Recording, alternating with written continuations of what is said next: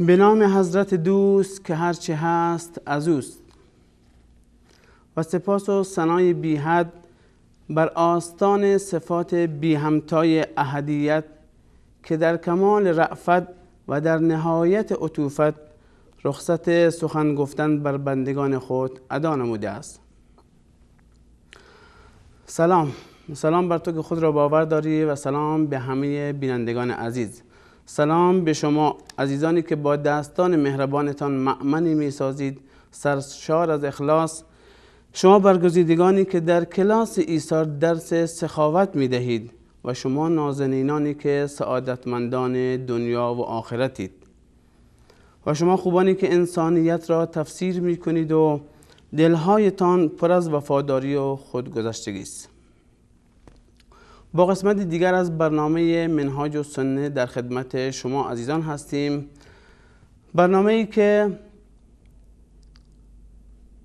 دروغ‌های علامه حلی رو بررسی کرده از کتاب منهاج السنه ابن تیمیه رحمه الله علیه و فضایل خودساخته و خودتراشیده علامه حلی رو کرده. کسی که هیچ علمی نه از علم رجال داشته، نه از علم حدیث و نه از علم عقل و نقل چیزی نداشته و فضایلی در رابطه با امامت ائمه و فضایل آنها تراشیده تا اثبات کنه که امامت ائمه رضوان الله علیهم اجمعین از جانب خدا منصوص است و فضایلی که شاید هر کس که ببینه و بشنوه بدون دلیل شاید باور کنه، اما کسانی که دنبال دلیل و حقایق هستند هیچ وقت باور نخواهند کرد.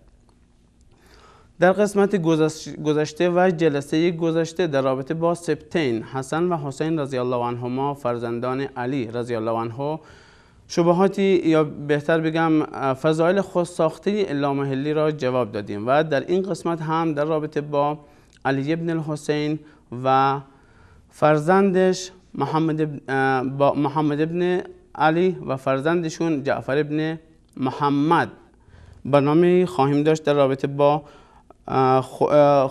فضایل خودساخته علامه حلی.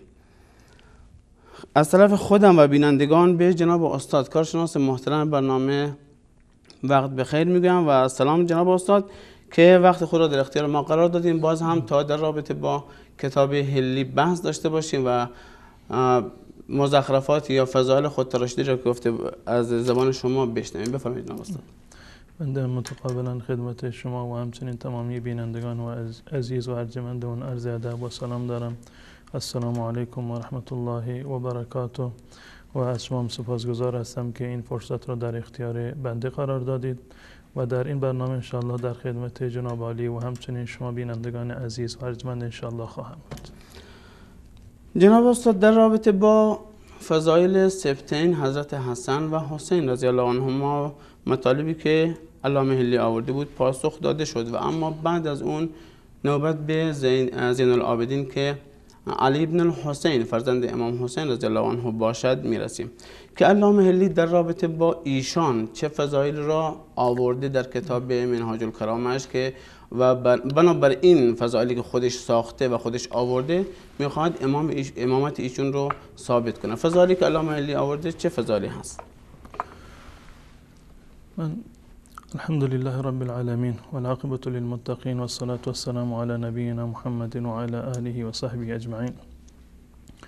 قبل از برنامه اجازه بدهید که من در مورد دیدگاه اهل سنت و الجماعت که در تمامی زمینه ها دارند و اعتدال و میان روی که یکی از ویژگی های اختصاصی اهل سنت و الجماعت هست در میان فرق که منتسب به اسلام هستند، همان گونه که مسلمانان به صورت کلی در میان بقیه ادیان و ملت ها میانه هستند و معتدل هستند، میان رو هستند، از افراط و تفرید دور هستند، اهل سنت و الجماعت هم این افتخار را دارند که در تمامی زمینه ها، اعم از زمینه های اعتقادی و باورها و اعم از مسائل عملی و شرعی و همچنین در مورد برخورد با افراد دیدگاهشون نسبت به افراد یک دیدگاه متعادل و میانه‌ای هست و در تمامی این زمینه ها اگر بخوایم بررسی بکنیم، این خودش یک موضوع کاملا جداگانه هست که در تمام این زمینه ها اگر بخوایم بررسی بکنیم بسیار طولانی خواهد بود.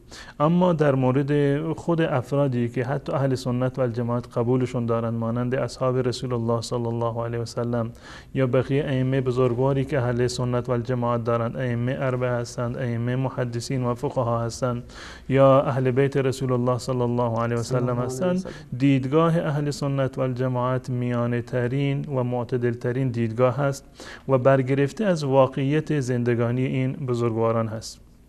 واقعا بسیار جالب بود برای من گفتاری رو از حضرت علی رضی الله تعالی عنه که چه زیبا میفرمایند در مورد کسانی که ادعای دوستی با علی میکنند یا در واقع دشمنی میکنند با حضرت علی رضی الله تعالی عنه.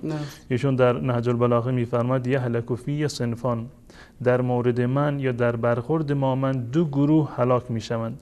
محب غال، اون کسی که دوستدار من هست و در دوستی با من غلو دارد، افراط دارد، و مبغض قال، و اون کسی که بدخواه من هست، کینه مرا به من دارد و قال هست، یعنی اون حقی را که باید به من برسد و حق مسلم من هست و جایگاه مسلم من هست اون را هم نادیده میگیرن.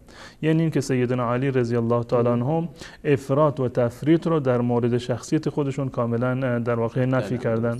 و اهل سنت و الجماعت هم در مورد حضرت علی رضی الله تعالی عنه و خلفای قبل از ایشون و بقیه اصحاب رسول الله صلی الله علیه و سلم واقعا معتدل هستند. ما هر گونه فضایل جعلی که در مورد حضرت علی رضی الله تعالی عنه یا فراتر از اون درباره ابوبکر و عمر و عثمان رضی الله تعالی عنهم اجمعین باشد، فضایل جعلی از دیدگاه ما مردود هست. حتی فضایلی که در رابطه با ابوبکر و عمر رضی الله عنهما باشد، درباره ابوبکر و عمر، حتی درباره رسول الله صلی الله علیه و سلم. فرض بکنید یک شخصی بیاد و ادعا بکند امروز که رسول الله صلی الله علیه و سلم در دوران نبوت خودشون هرگز شبها نمیخوابیدن، از شب تا صبح عبادت میکردن. خب چون چیزی ثابت نیست. جایگاه رسول الله صلی الله علیه و سلم ثابت هست، به جای خودش هست. فضایل و کرامات و معجزات رسول الله به جای خود هست، بحثی در این نیست. اما این دلیل نمیشه چون که فلانی انسان نیکوکاری بوده ما هر چی به ذهن ما میرسد نسبت بدهیم که فلانی چنین و چنان بوده. چون این چیزی برای ما قابل پذیرش نیست. و همچنین برعکسش هم، یعنی اون جایگاه اصلی رو که الله متعال یکی رو داده، یا این که یک انسانی توانسته با اعمال خودش و با تقوا و پرهیزگاری خودش به یک جایگاه بلندی برسد، این واقعا بی‌انصافی هست که ما بیایم اون جایگاه رو در واقع نادیده بگیریم. اون جایگاه و واقعیتی رو که دارن ما اونو میپذیریم و هر چیزی که ساخته و پرداخته چه دوستان نادان باشه چه دشمنان دانا باشه، به هر صورت چون این چیزی رو ما در مورد هیچ یکی از اصحاب رسول الله صلی الله علیه و سلم و در کنار از اهل بیت رسول الله صلی الله علیه و سلم نمیپذیریم. من یک نقطه بیادم آمد در زمانی که در مدارس دینی وقتی که احیانا امتحانی مثلا برگزار میشد و شما هم حتما این مورد رو به خاطر دارید، اگر استاد سوال میکرد که در مورد مصنف کتاب شما مطالبی رو بنویسید که نویسنده این کتاب یا شرح حال و زندگانی این مؤلف رو بنویسید. خب کسانی بودند که آشنایی نداشتند با مؤلف، شاید خصوصیات زندگانی مؤلف رو در ذهن نداشتند، می نوشتند که فلانی اسم صاحب کتاب رو می گرفتن، فلانی عالم خیلی زاهدی بوده و خیلی علمش عمیق بوده، استادای خیلی زیادی داشته، کتابای زیادی تالیف میکرد. خب یک کلیاتی رو میگفتند که در واقع برخی از اینها مطابق با واقعیت بود، منتها گفتار این افراد مستند نبود، یک حدس و گمانی بود. اون چیزی که در مورد اصحاب رسول الله یا ائمه بزرگوار اهل بیت رسول الله صلی الله علیه و سلم هست، واقعیت ها را ما میپذیریم، اما پیرایه ها را و روایات جعلی را و خرافات و افسانه ها را که هیچ انسان عاقلی نباید چنین موارد را بپذیرد، همون گونه که من از حضرت علی رضی الله تعالی عنه نقل کردم. این در واقع نشان دوستی نیست. اون کسی که به دلیل دوستی یا به بهانه دوستی افراط بکند، غلو بکند در مورد یک شخصیتی، از دیدگاه حضرت علی رضی الله تعالی عنه جزء کسانی هست که هلاک میشوند. و جالب است که این مطلب نه تنها از حضرت علی رضی الله تعالی عنه بلکه از بقیه اهل بیت رسول الله صلی الله علیه و سلم هم نقل شده.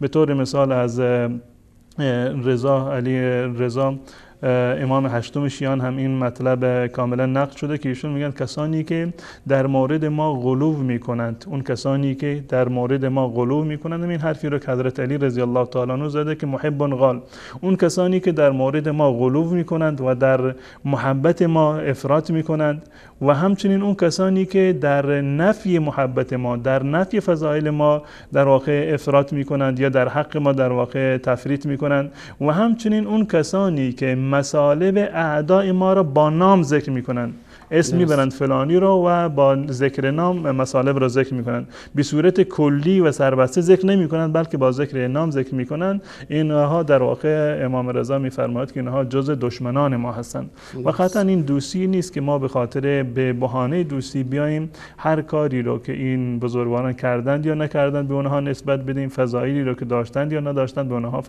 این فضایل رو نسبت بدیم. انسان باید واقع بین باشه، باورهایش، گفتارش و کردارش بر اساس واقعیت باشد و این دیدگاهی هست و جهانبینی اهل سنت و الجماعت هست در مورد تقییم و در مورد بیان جایگاه اشخاص اهم از اصحاب رسول الله صلی الله علیه و سلم یا اهل بیت رسول الله صلی الله علیه و سلم، و در این زمینه هیچ کسی از دیدگاه ما با هم دیگر تفاوتی رو ندارند. و با این معیار علامه ابن تیمیه رحمت الله علیه اومده و این فضائلی رو که حلی در واقع در کتاب خودش ذکر کرده، این فضائل رو نقد و بررسی میکنند. آن چیزی که فضیلت این که شما در الان قولی که از امام رضا گفتین رحمه الله، اینجا عیون اخبار رضا جلد اول صفحه 272 اینو ذکر کرده که ثم قال الرضا، امام رضا گفت که یا ابن ابی محمود ان مخالفین وضعوا اخبارا فی فضائلنا و جعلوها على 3 اقسام.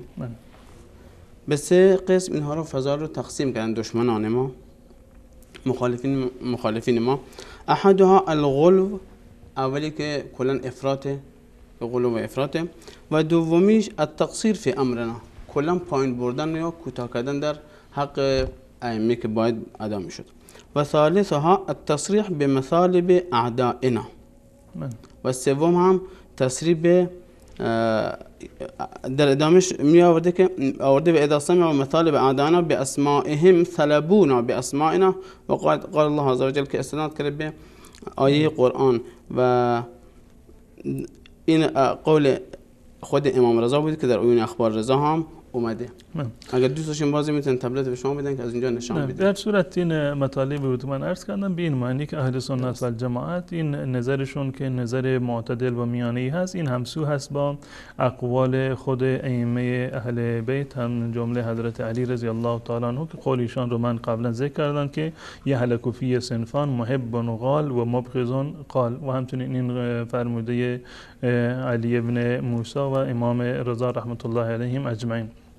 اما در مورد فضایلی که علامه حلی در کتاب خودش برای اثبات برتری مذهب تشیع که به این امامان منسوب هستند، این من مطالبی رو که در کتاب منهاج الکرامه آمده خدمت بینندگان عزیز من این مطالب رو عرض میکنم. بعد از این برمیگردیم به دیدگاه علامه ابن تیمیه رحمت الله علیه درباره امام زین العابدین و همچنین در مورد فضایلی که علامه حلی در اینجا ذکر کرده.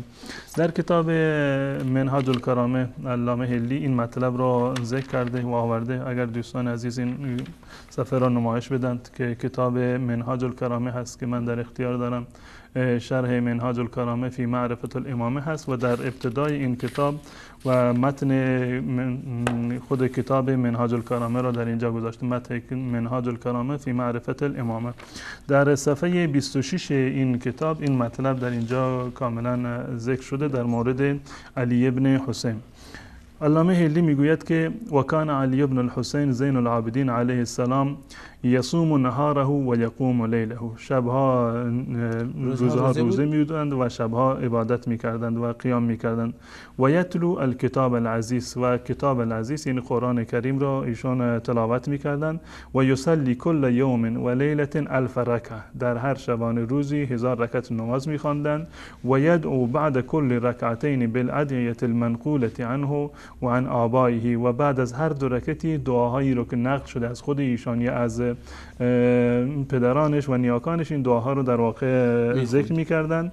ثم يرمي الصحيفة كالمتزجر ويقول أن لي بعبادة علي عليه السلام وكان يبكي كثيرا حتى أخذت الدموع من لحم خديه وسجد حتى سمي ذا الثفنات وسماه رسول الله صلى الله عليه وسلم سید العابدین که رسول الله صلی الله علیه و ایشان سید العابدین نامگذاری کردند. و بعد از این یک مطلبی رو میاره درباره که زمانی که هشام ابن عبدالملک حج کردند و شعری رو که فرزدق در مورد زین العابدین رحمت الله علیه در واقع بیان کردند.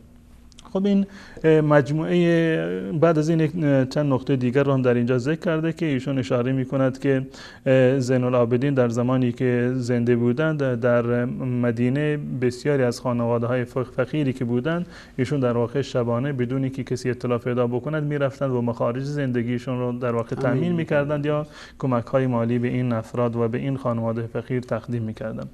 خب این مجموعه مطالبی هست که علامه حلی برای اثبات امامت یا برتری انتساب شیعه به این افراد و به امام زین العابدین در واقع بیان کردن. خود این که تا چه اندازه شیعه واقعا پیرو زین العابدین یا آبائش یا فرزندان امام زین العابدین هستند، این خودش یک بحث جداگانه هست که در کتاب‌ها و در بحث‌های علمی دقیق باید به اون پرداخته بشه.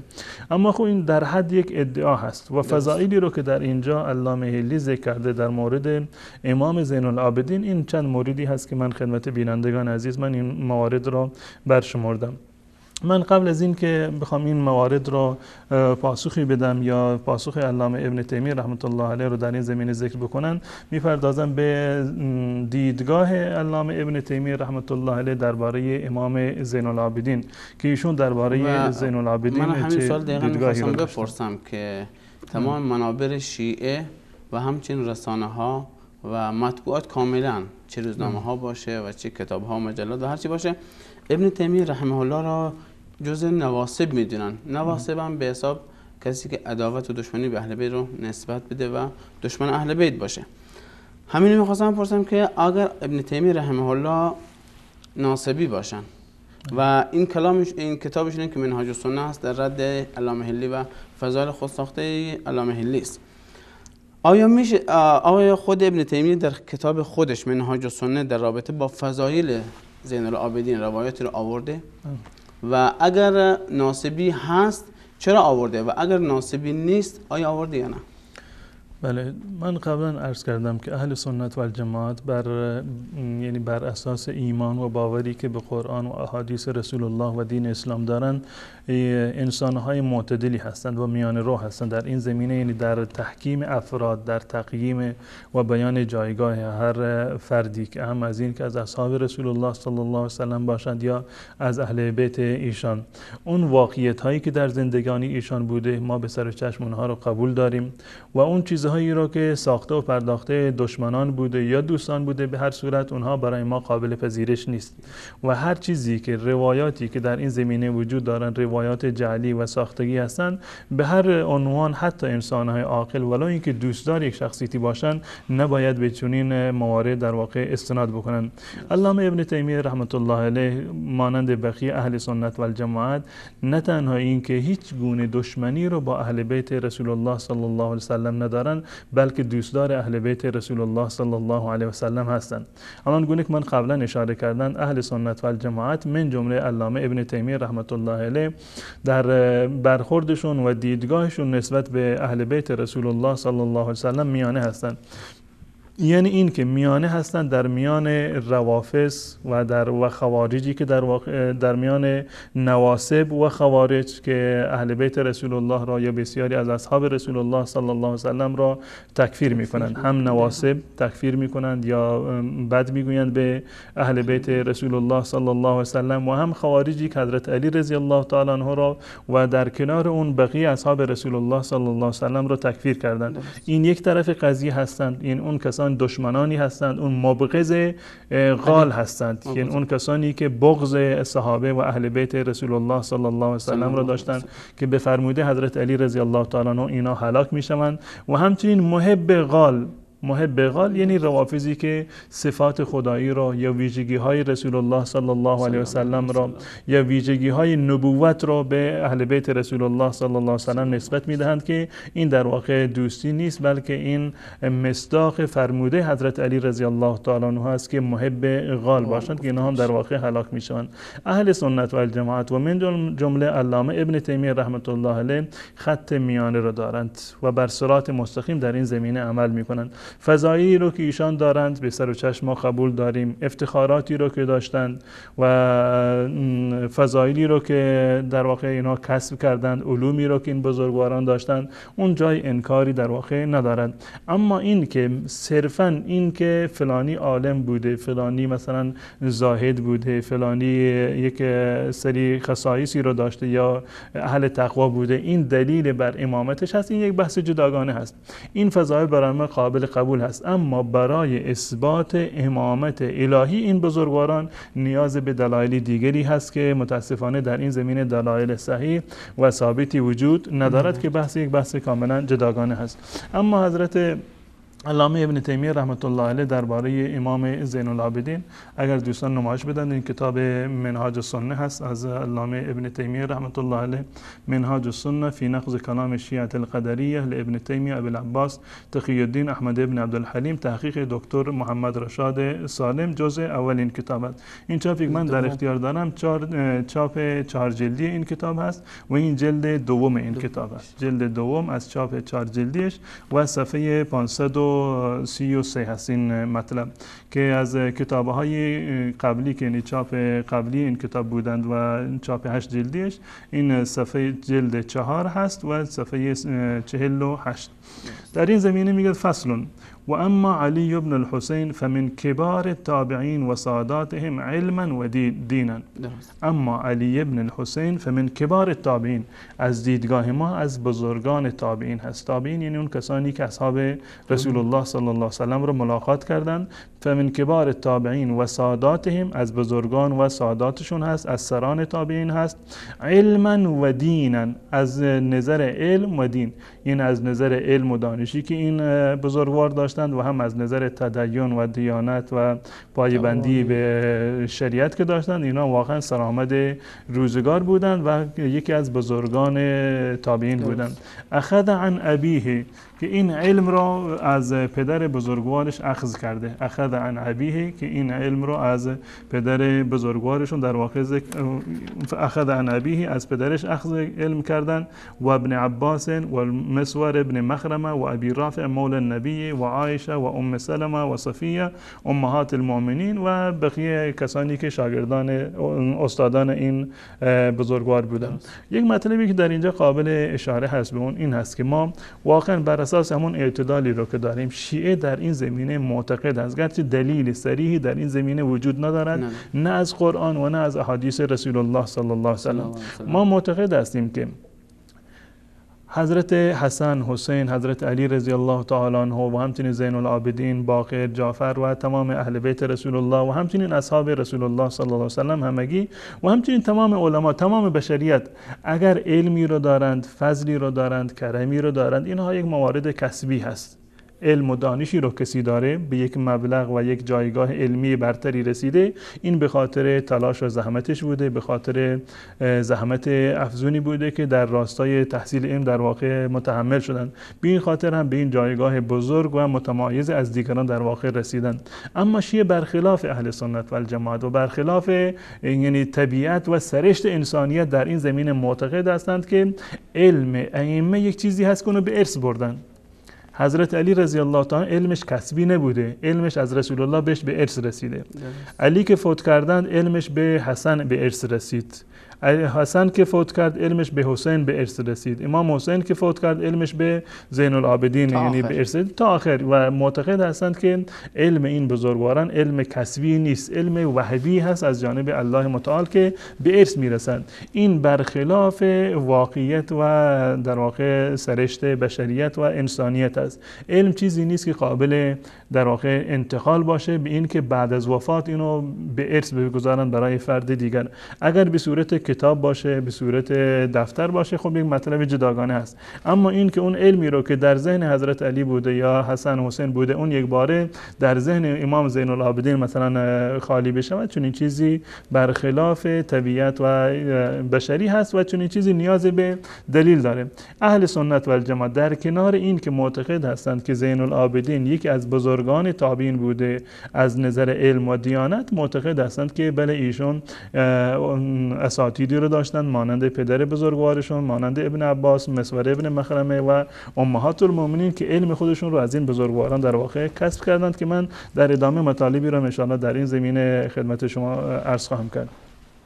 اما واقعیتی که وجود داره در میان کتاب‌های اهل سنت و الجماعت که علامه ابن تیمیه رحمت الله علیه در اینجا به اون اشاره کرده، این است که اهل سنت و الجماعت برخلاف خوارج و برخلاف نواصب، حتی ابن تیمیه رحمت الله علیه که به عنوان ناصبی اونو تبلیغ کردن، معرفی کردن که وهابیت نمیدونم که مخالف اهل بیت هستن، جز نواصب هستن، فضائل اهل بیت رو نادیده میگیرن. میبینیم که در اینجا نقل قول میکند از علما و بزرگان اهل سنت در طول تاریخ که در مورد امام زین العابدین چه مطالبی رو بیان کردم.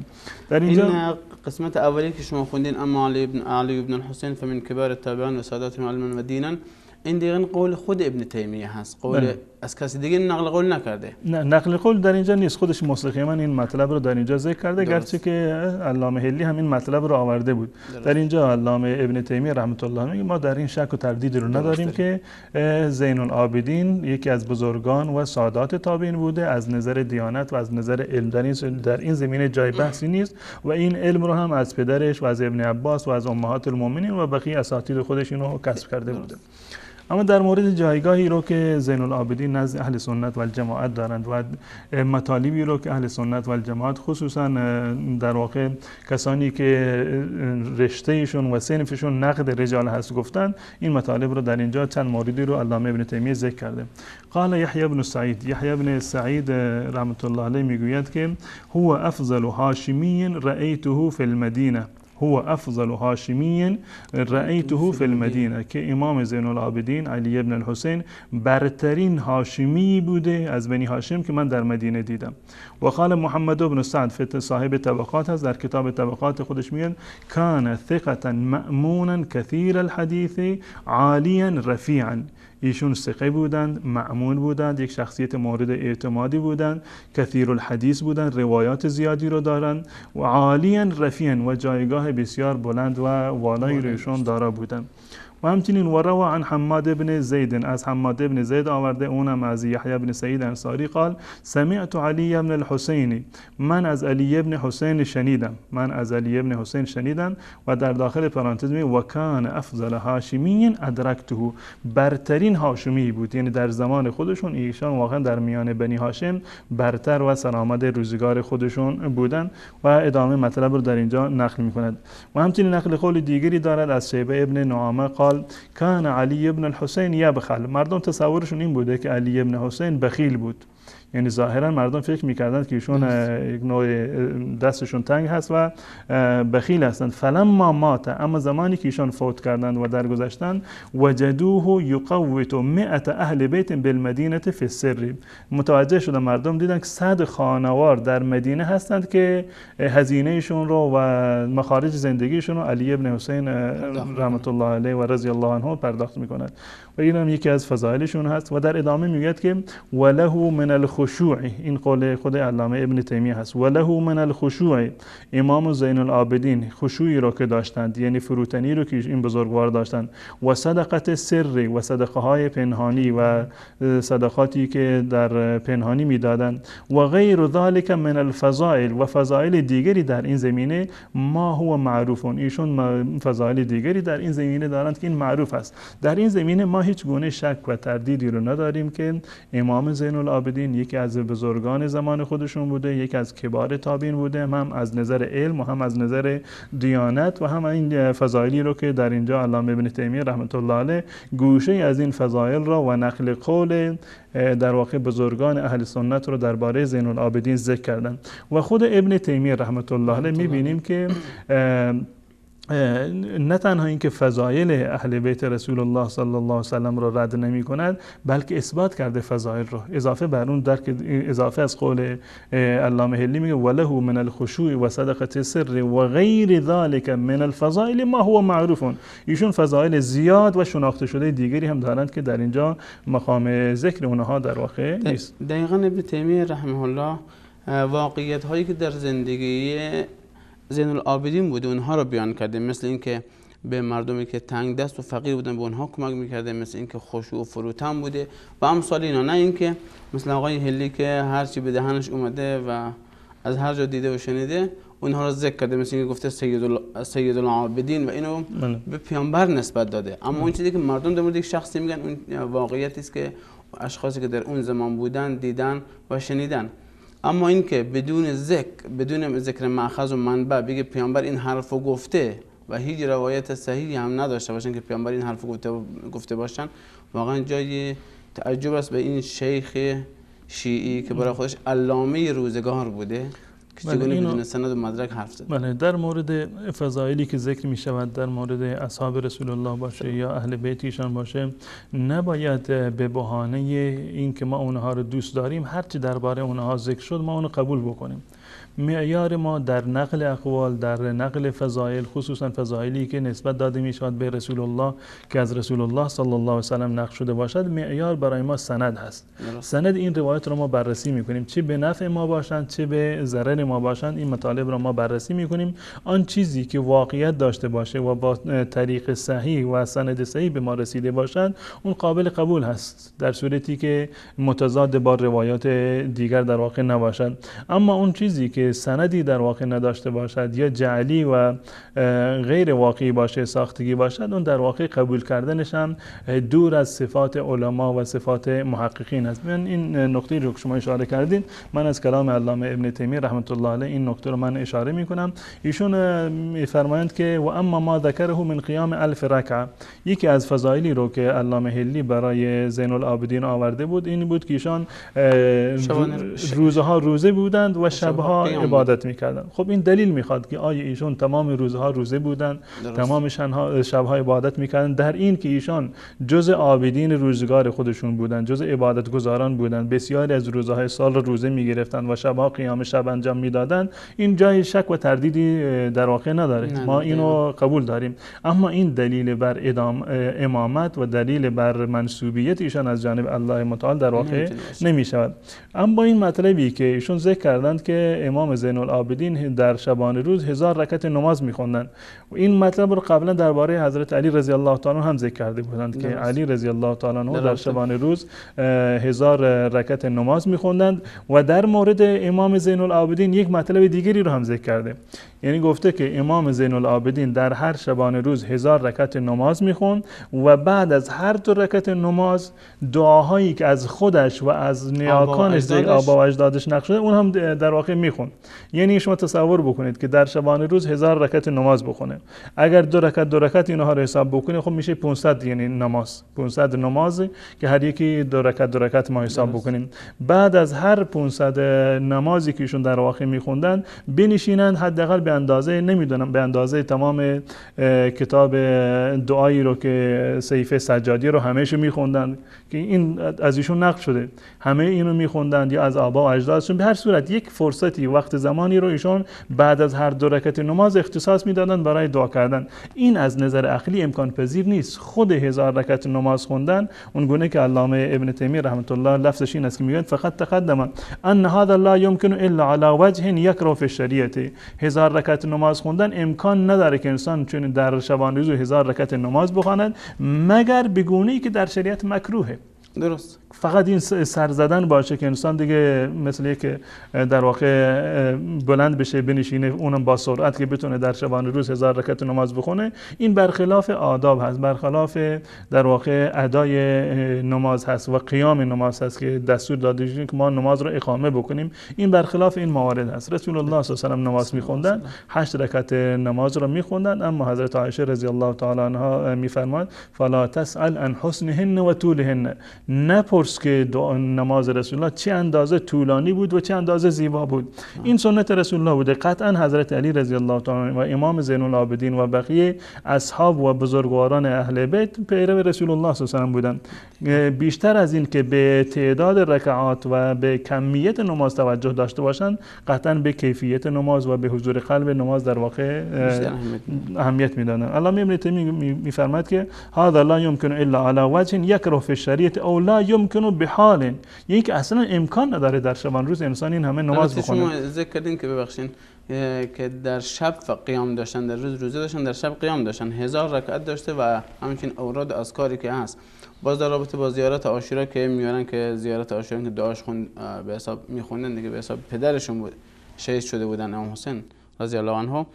در اون هست که وقتی که لعنی که در زیارت عاشورا است و همچنین درود و سلامی که در زیارت عاشورا است، در خود متن زیارت عاشورا است که 1000 مره، یعنی 1000 مرتبه باید لعن بخونن، 1000 مرتبه. اصلا فکر کنم شیعه، ببخشید شیعه یا رافضی به تعبیر بهتر بگم، با کلمه 1000 و 1000 خیلی انس دارن، اصلا خوششون از این کلمه. حتی امام غائبشون که الان رفته 1000 سال ازش گذشته.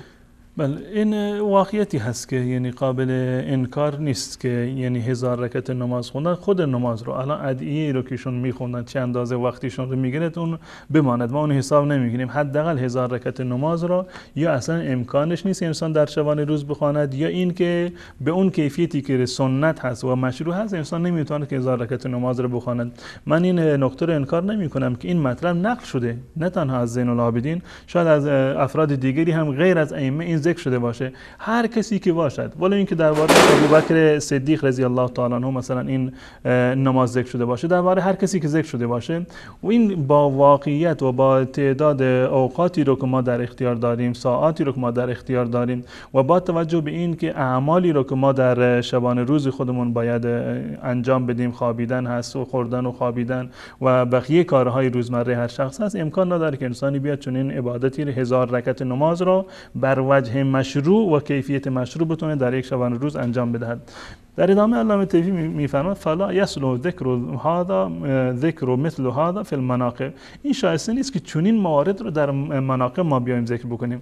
امام زین العابدین و قبل از اون حضرت حسن، حسین و حضرت علی رضی الله تعالی عنهم اجمعین فضائل زیادی رو دارن. اون فضائلی که ثابت هست و مجمع علیه هست، مورد اتفاق شیعه و سنی است، از اون بعد استدلال کرد. این مواردی که اصلا از نظر عقلی امکان ندارند یا از نظر سندی قابل استناد نیست و نمیشود اون اثبات کرد، از عقلان شایسته نیست که بیان از چنین مواردی اون هم در باب مناقب در واقع استدلال بکنم. اگر ثابت باشه که ایشون در شبانه روزی 1000 رکعت نماز خونده باشند، یعنی هر رکعتی حداقل مثلا 1 دقیقه ما حساب بکنیم که سر بزنن به زمین و فوراً بلند بشن، این نماز رو رسول الله صلی الله علیه و نماز منافقان در واقع توصیف کرده که نماز منافق این گونه هست که نماز رو تأخیر میکنند، آخر وقتش بلند میشوند، اینو کنقر دیک میخونند، مثل اینکه خروسی نوک میزنه به زمین و دانه میچیند، این در واقع به این صورت نماز بخونند. این نماز از دیدگاه شرعی نه تنها جای تعریفی رو ندارد، جز مناقب نیست، بلکه جز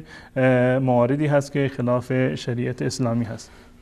این مطلب هست. مطلب دیگری هم که علامه حلی ذکر کرده بود درباره زین العابدین که رسول الله صلی الله علیه و سلم ایشونو سید العابدین نامیدن.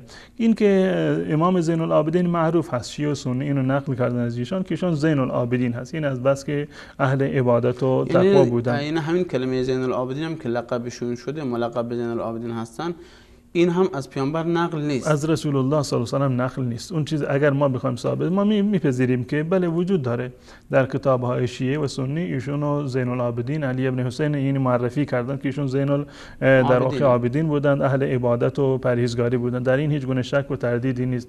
خب تا این اندازه‌ای که هست واقعیت بوده ما قبول داریم، اما این که رسول الله صلی الله علیه و سلم ایشون زین العابدین یا سید العابدین نامیده باشند، این دیگه بحث ما روی برمیگرده روی سند و دلیل میخواد برای اینکه اثبات بکنیم که رسول الله صلی الله علیه و سلم چنین چیزی رو فرمودند. و این مطلبی رو که علامه حلی ذکر کرده در این زمینه یک روایت جعلی و ساختگی هست و هیچ گونه اصلی در شریعت اسلامی و در روایات صحیح در واقع ندارد. این مطلب را علامه ابن تیمیه این گونه ذکر کرده و کذالک ما ذکر من تسمیه رسول الله صلی الله علیه و سلم له سید العابدین هو شیء لا اصل له.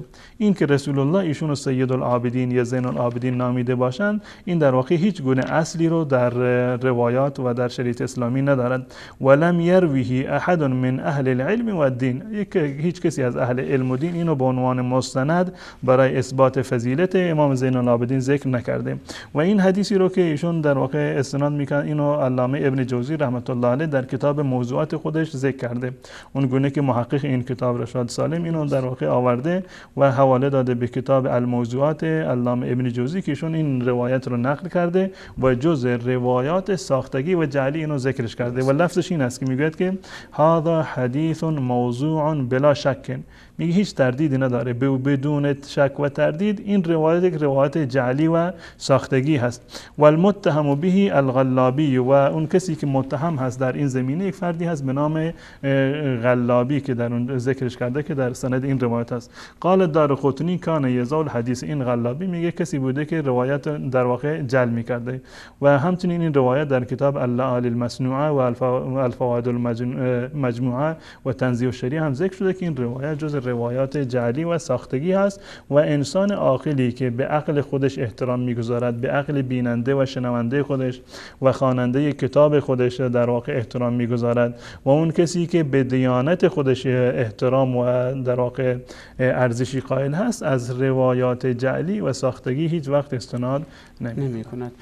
واقعا زیباست که اولین ذکرم کردین که این روایت در رابطه با سید المرسلین بودن زین العابدین رضی الله عنه، سید العابدین که شما گفتین علامه هلی گفتید که پیامبر گفتن و شما گفتین که علامه ابن جوزی در کتاب موضوعاتش آورده. موضوعات کتابی گفته میشه که تمام احادیث جعلی و دروغی که به پیامبر نسبت داده شده باشن رو در اون جمع آوری میکنن. علمای اهل سنت این گونه کتابا زیاد دارن، اما به این معنی نمیشه که فلانی در کتاب موضوعاتش آورد این حدیث هست. موضوعات به معنی احادیث دروغی جمع آوری شده در مابین دو تا جلد کتاب.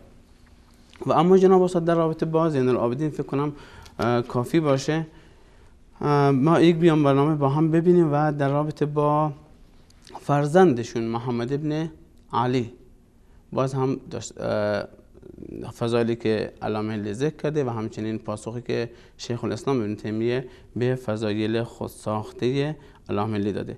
با بینندگان یک بیان برنامه میبینیم، باز هم در خدمت جناب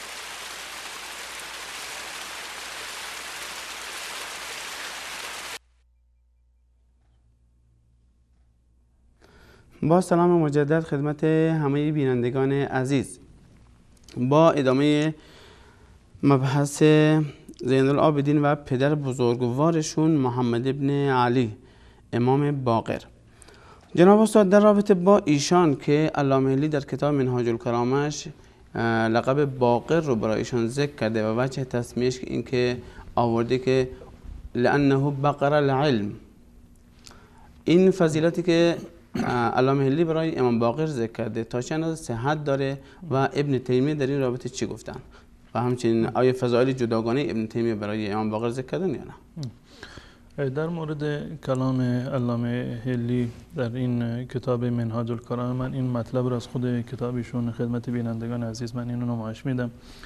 ایشون دوستان اگر این صفحه رو نمایش بدن، علامه هلی میگه در این زمینه درباره این که چه جایگاهی رو امام باقر داشتن از دیدگاه خود علامه هلی میگوید و کان ابنه محمد الباقر علیه السلام اعظم الناس زهدا و عبادتا، ایشون از نظر زهد و عبادت برترین انسان بودن.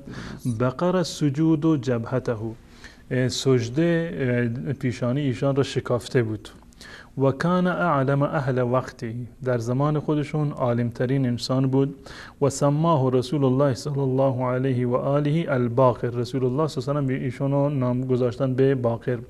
جاء جابر بن عبدالله الانصاری الیه و هو صغیر فی الکتاب، جابر ابن عبدالله انصاری رضی الله تعالی عنه اومد نزدیشان و هو صغیر فی الکتاب، در حالی که امام باقر کوچک بودند، کودک بودند، فی الکتاب در مکتب خانه بودند. یعنی زمانی که امام باقر در مکتب خانه بودند جابر ابن عبدالله انصاری اومدن و ایشان رو دیدن. فقال له جدک رسول الله صلی الله علیه و آله و سلم یسلم علیک، جد بزرگوارت به شما سلام میرسون. فقال و علی جدی السلام، سلام بر جد من باد، یعنی بر رسول الله صلی الله علیه و سلم. فقیل لجابر کیف هذا؟ قال كنت جالسا عند رسول الله صلی الله علیه و آله و الحسین فی حجره و هو یلاعبه. فقال یا جابر یولد له مولود اسمه علی اذا كان يوم القيامة نادى مناد ليقم سيد العابدين فيقوم ولده ثم يولد له مولود اسمه محمد الباقر انه يبقر العلم بقرة، ایشون علم را در واقع می شکافند. فاذا ادرکته فاقرئه منی السلام. سوال کردند که چرا مثلا شما میگی رسول الله بهشون سلام میرسونده، علت چیه؟ میگه داستان از این قرار بود من در محضر رسول الله صلی الله علیه و سلم بودم که سیدنا حسین رضی الله تعالی عنه اومدند و در کنار رسول الله صلی الله علیه و سلم در دامان و در پیش رسول الله صلی الله علیه و سلم نشسته بودند. رسول الله صلی الله علیه و سلم در اون حالت بودند که جبرئیل اومد و در واقع رسول الله صلی الله علیه و سلم این پیشین گویی رو کردند که ایشون یک فرزندی خواهند داشت به نام علی که سید العابدین هست و سید العابدین امام زین العابدین یک فرزندی خواهند داشت به نام محمد باقر که علم را میشکافد. و به جابر گفتن وقتی که شما میبینی اون باقر را، وقتی که ایشان را دیدید این سلام ما را به امام باقر و در واقع برسان. این مطلبی هست که در اینجا علامه حلی در این کتاب خودش ذکر کرده و همچنین مطالب دیگری در اینجا هست که در ادامه برنامه به اون انشاءالله خواهیم پرداخت. مطلبی که در اینجا قابل توجه هست در این کلامی که در اینجا علامه حلی ذکر کرده بود در مورد امام باقر، مطلبی بود که بسیار واقعا جای تأمل هست و اون مطلب برمیگرده به این که شیعه، همون گونه که من قبلا اشاره کردم، شیعه معتقد هست که امامان علم خودشون رو از امام قبلی میگیرند به صورت کلی. علمشون یک علم کسبی نیست، یک علم وهبی هست، علم لدنی هست و این علم رو به ارث میبرند، نه اینکه برند اینو کسب بکنن.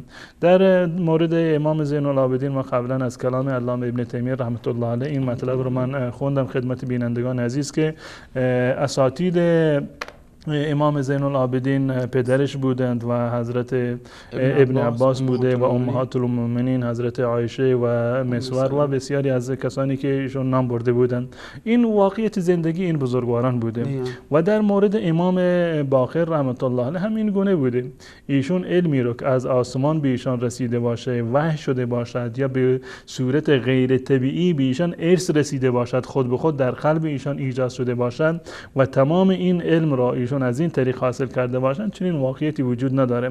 این اعتراف خود علامه حلی هست که زمانی که امام باقر در مکتب خانه بود، این در واقع امام حضرت جابر بن عبدالله انصاری رضی الله تعالی عنه با ایشان ملاقات کرد. پس بنابراین همون گونه که اهل سنت و الجماعت در این زمینه معتقد هستند که ما در مورد اهل بیت رسول الله صلی الله علیه و آله معتقد هستیم که ایشان علم داشتند، امامت داشتند در دیانتشون، در علمشون، منتها این علمشون علمی بوده که اینو کسب کرده بودند از حضرت ابن عباس، از حضرت عایشه و از بقیه اصحاب رسول الله صلی الله علیه و سلم در واقع این علم رو کسب کرده بودند. و جالب که از دوستان ما در یک کتابی رو نوشتن در این زمینه و روایاتی رو که اهل بیت رسول الله صلی الله علیه و سلم از اصحاب روایت کردن. اگر دوستان این نمایش بدن این مطلب رو، ولی جلد این کتاب هست، کتاب جدیدی هست تازه چاپ شده، فصل الخطاب فی مرویات العالی عن الاصحاب. دوستان ما در جمعیت آل و اصحاب این کتاب رو در واقع جمع‌آوری کردن فی مصادر اهل سنتی. این فقط در مورد مصادر اهل سنت هست که در واقع این روایات رو جمع‌آوری کردن. این بسیاری از این روایات در منابع خود شیعه هم وجود داره. بسیاری از روایات هست که امام باقر رحمت الله علیه اینو از جابر بن عبدالله انصاری رضی الله تعالی عنه نقل میکنند. یعنی این که اعتراف کرده در اینجا علامه هلی و قبل از آن کلینی این اعتراف را کردند که علم ائمه اونها مانند بقیه بوده. همون گونه که امام ابو حنیفه، امام شافعی، مالک و احمد ابن حنبل یا بقیه محدثین اهل سنت و الجماعت رفتن در جلوی اساتید خودشون زانوی تلمذ زدن، این بزرگواران هم رفتن در مکتب خانه درس خوندن مانند بقیه انسان‌هایی که معروف بودن. علمی اگر داشتن بر اساس زحمت و تلاش خودشون بوده، نه اینکه یک چیز لدنی باشه از جانب الله متعال که در این زمینه روایات بسیار یعنی عجیب و غریبی وجود داره. من این نکته رو من در اینجا عرض بکنم که این کتاب رو همون گونه که من اشاره کردم این فقط مصادر اهل سنت هست، روایات اهل بیت از اصحاب رسول الله صلی الله علیه و سلم در مصادر و منابع اهل سنت و الجماعت، یعنی این که روایاتی که اهل بیت رسول الله دارند. این کتاب رو دوباره نمایش بدن، اسمش رو فصل الخطاب فی مرویات الآل عن الاصحاب، مرویاتی که آل رسول الله، اهل بیت رسول الله از اصحاب رسول الله صلی الله علیه و سلم گرفتن. یعنی اینکه نیایند افرادی ما رو متهم بکنند که اهل سنت و الجماعت از آل رسول الله، از اهل بیت رسول الله صلی الله علیه و سلم روایت ندارند. ما روایت خیلی زیادی رو داریم، فقط یک کتابی هست که در این زمینه نوشتن. من نمیشود که تمام این روایت رو خدمت بینندگان عزیز من بخونم، فقط من صفحه آخر این کتاب رو خدمت بینندگان نمایش میدهم که بدونیم که چند تا روایت در این کتاب وجود داره. این صفحه آخر این کتاب هست، صفحه 328 در این کتابی که من خدمتتون نمایش دادم. در اینجا این روایتی که از در اینجا روایت 1027 هست، روایت 1027، یعنی این که در این کتاب 1027 روایت رو در واقع نقل کرده که اهل سنت و الجماعت از اهل بیت رسول الله صلی الله علیه و سلم روایت کردند و این اهل بیت هم این روایت رو از اصحاب رسول الله صلی الله علیه و سلم نقل کردند. این روایت غیر از روایاتی هست که اهل سنت و الجماعت از سیدنا علی و حضرت حسن و حسین رضی الله تعالی عنهم مستقیما دارند که ایشان از رسول الله صلی الله علیه و سلم نقل کردند. فقط روایاتی که اهل سنت از طریق اهل بیت و آنها از طریق اصحاب رسول الله صلی الله علیه و سلم نقل کردند، این کوششی و این تالیفی که دوستان ما انجام دادن در این بیش از 1000 روایت رو در اینجا در واقع جمع کردن.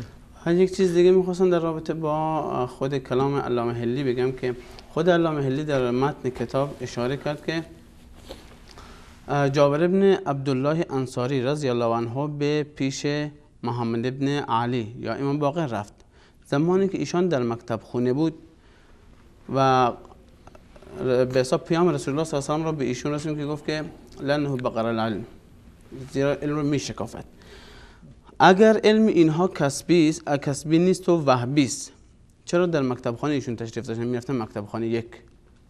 و دوما اگر این علم رو میشکافد نباید علم امام باقر از امام زین العابدین یا از فرزندش که جعفر صادق باشه بیشتر باشه. یعنی همون علمی که پیامبر داشتن، همون علم دقیقاً عینش به سیدنا علی، به حسن، به حسین، به زین العابدین، به امام باقر الی آخر همون علم بره.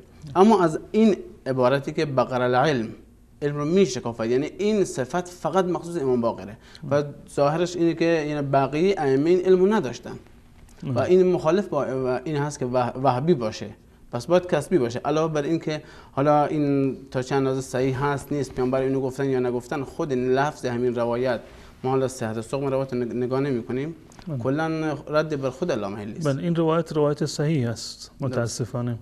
من این مطلب رو قبل از این من اشاره داشته باشم به فرموده شما، اجازه بدید من این روایت رو از کتاب اصول کافی خدمت بینندگان نمایش بدم. همین مطلبی من عرض کردم قبلا که این مطلبی و این اعترافی رو که علامه هلی در کتاب خودشون ذکر کردند که امام باقر در مکتب خانه بودند، این رو قبل از ایشون صحت الاسلام کلینی در کتاب خودشون کاملا این مطلب رو آوردن. در کتاب اصول کافی جلد 1 صفحه 469، جلد 1 469 دوستان نمایش بدن این روایت. استاد جلد کتاب خود اصول کافی هست، کتاب الاصول من الکافی، کتاب چاپ معروف این کتاب هست، طبع اولش هست و تصحیح و تعلیق علی اکبر غفاری هست، دار صعب بیروت لبنان و دار تعارف اینو در واقع چاپش کردن. جلد اول این کتاب و از صفحه 469 بابی رو داره به عنوان باب مولد ابی جعفر محمد ابن علی علیه السلام که این عنوان باب هست.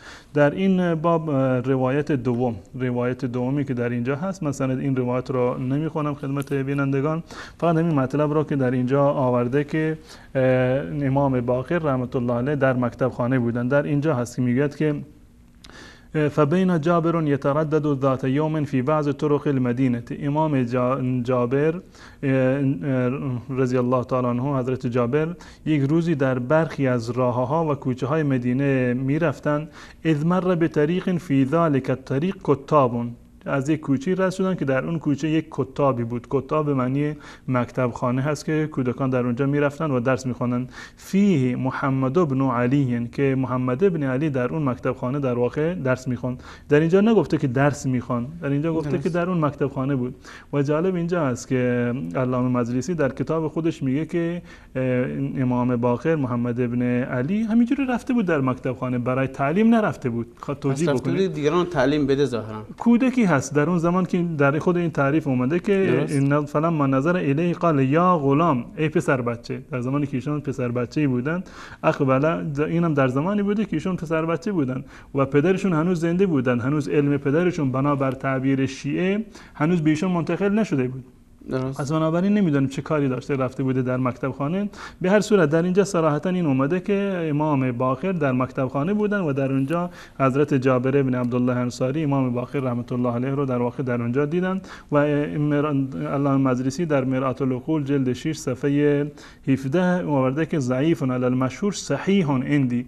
از دیدگاه من این روایت یک روایت در واقع صحیح است و قطع نظر از این که این روایت صحیح هست یا اینکه ضعیف باشه، می‌بینیم که خود علامه حلی از این روایت در واقع استفاده کرده، استناد کرده و اینو جزء مناقب و فضائل امام باقر آورده که ایشون در واقع زمانی که در کتاب بودن جابر ابن عبدالله رضی الله تعالی عنه اومد و ایشون اون سلام رسول الله صلی الله علیه و سلم رو محضر ایشون ابلاغ کرد. این یک مطلب در مورد امام باقر رحمت الله علیه. و جالب اینجا است که درباره حضرت امام زین العابدین رحمت الله علیه و ما معتقد هستیم کاملا که ایشون امامتی رو داشتن در دین، امامتشون در دین برای ما قابل انکار نیست، همون گونه که علامه ابن تیمیه رحمت الله اشاره کردن که ایشون جزء بزرگان تابعین هستند، هم از نظر علم و هم از نظر دین. یعنی علمشون، دیانتشون برای ما کاملا یعنی محرز هست. و امامت وقتی که انسان به امامتی میرسد معنیش این است که در واقع اون مواردی رو که از جانب الله متعال به عنوان شریعت بیان شده و نقل شده در کتاب و سنت، اینو برای مردم بیان بکنن. اگر فرض بکنیم که یک فردی بگند که فلانی امام مسجد هست، فلانی امام مسجد هست، اما این امام مسجد در واقع نمیاد برای پیش نمازی، اسمش هست امام مسجد و هیچ گونه امامتی رو انجام نمیده، در واقع هیچ از این امامت ایشون در واقع هیچ ثمری حاصل نمیشد و خود این اسم بلا مسمایی هست. این ائمه بزرگوار وقتی که امام بودند، حضرت علی رضی الله تعالی عنه و بعد از آن امام حسن و حسین و زین العابدین، این 4 امام شیعه خودش معترف هستند که قبل از امام باقر شیعه ها چیزی نمیدونستند، یعنی از علم و حلال و چیزی حرام نمیدونستن. بحث این که شیعه قبل از اینکه امام باقر بیاد ابو جعفر چیزی نمیدونستن. خب این مطلب اولی که در کتاب اصول کافی آمده بود که امام باقر در مکتب خانه درس می‌خوند و شاگردانش و به اصطلاح اساتید امام باقر مشخص هستند. یکی از روایات بیشتری که امام جعفر دارد از طریق پدرش و امام باقر و امام باقر از امام جعفر امام جابر حضرت جابر بن عبدالله دارد. این روایات بسیار زیاد هست در کتاب‌های شیعه و سنی وجود دارد و از معروف‌ترین روایاتی که اهل سنت و شیعه دارن در این زمینه روایت کیفیت حج رسول الله صلی الله علیه و سلم است که در روایات صحیح اهل سنت هم وجود دارند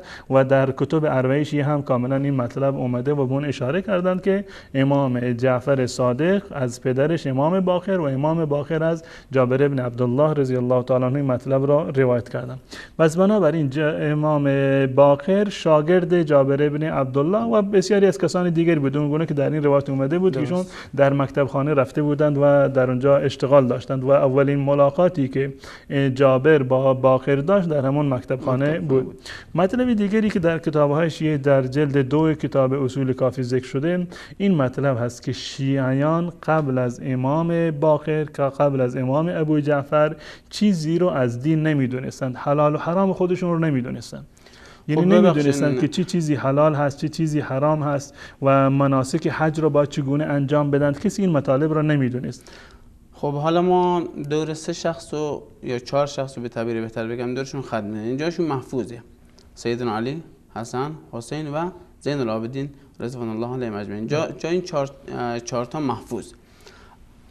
افرادی که متبعین و پیروین اینها بودن شیعیان علی، شیعیان حسن، شیعیان حسین و شیعیان زین العابدین. پس چگونه حج میکردن در صورتی که من استطاع الیه سبیلا؟ حج فرضه نزد شیعه و سنی. یا چجور روزه میگرفتن، چجور نماز میخوندن، این بحث عبادته، چجور معاملاتشو انجام میدادن و چجور بقیه امور دینی که به حساب از طرف خدا فرض شد چگونه انجام میدن. آیا بر فقه عامه عمل میکردن یا همونجور بلا تکلیف مانده بودن و مونده بودن که تا یک امام بیاد و تکلیفشون تعیین کنه؟ بله. در این زمینه شما من اجازه بدید که من ابتدا این روایت رو خدمت بینندگان عزیز نمایش بدم از کتاب اصول کافی. دوستان اینو نشان بدم.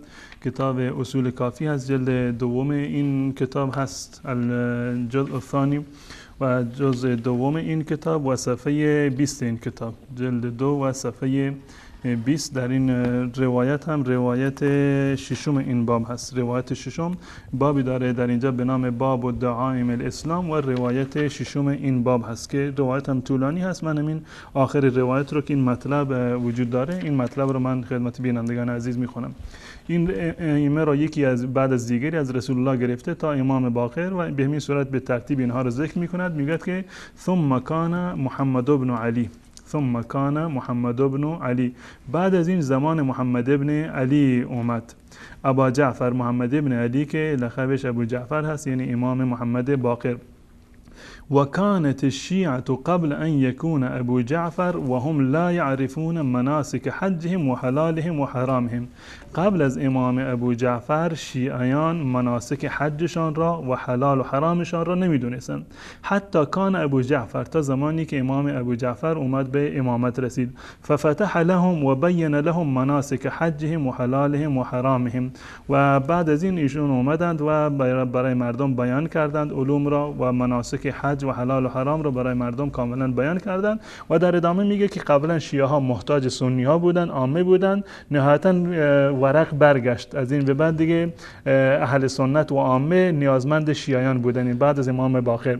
جالب اینجا هست که آقای کلینی در جلد اول اومده بابی رو منعقد کرده و در اون روایتی که علامه مجلسی هم گفته که صحیح است این روایت را ذکر کرده که امام باقر در محضر برخی از اساتید میرفت درس میخوندند که قطعا اونها از اهل بیت رسول الله نبودند، زیرا که پدر امام باقر که امام زین العابدین باشه در اون مکتب خانه درس نمیداد. این روایت گرچه این روایت طرق متعددی روایت شده که به چه صورت این امام باقر ملاقات کرد با جعفر، در خونه بود، در برخی از روایت اومده در خیابان بود، در مکتب خانه بود که من به این موارد فعلا نمیپردازم.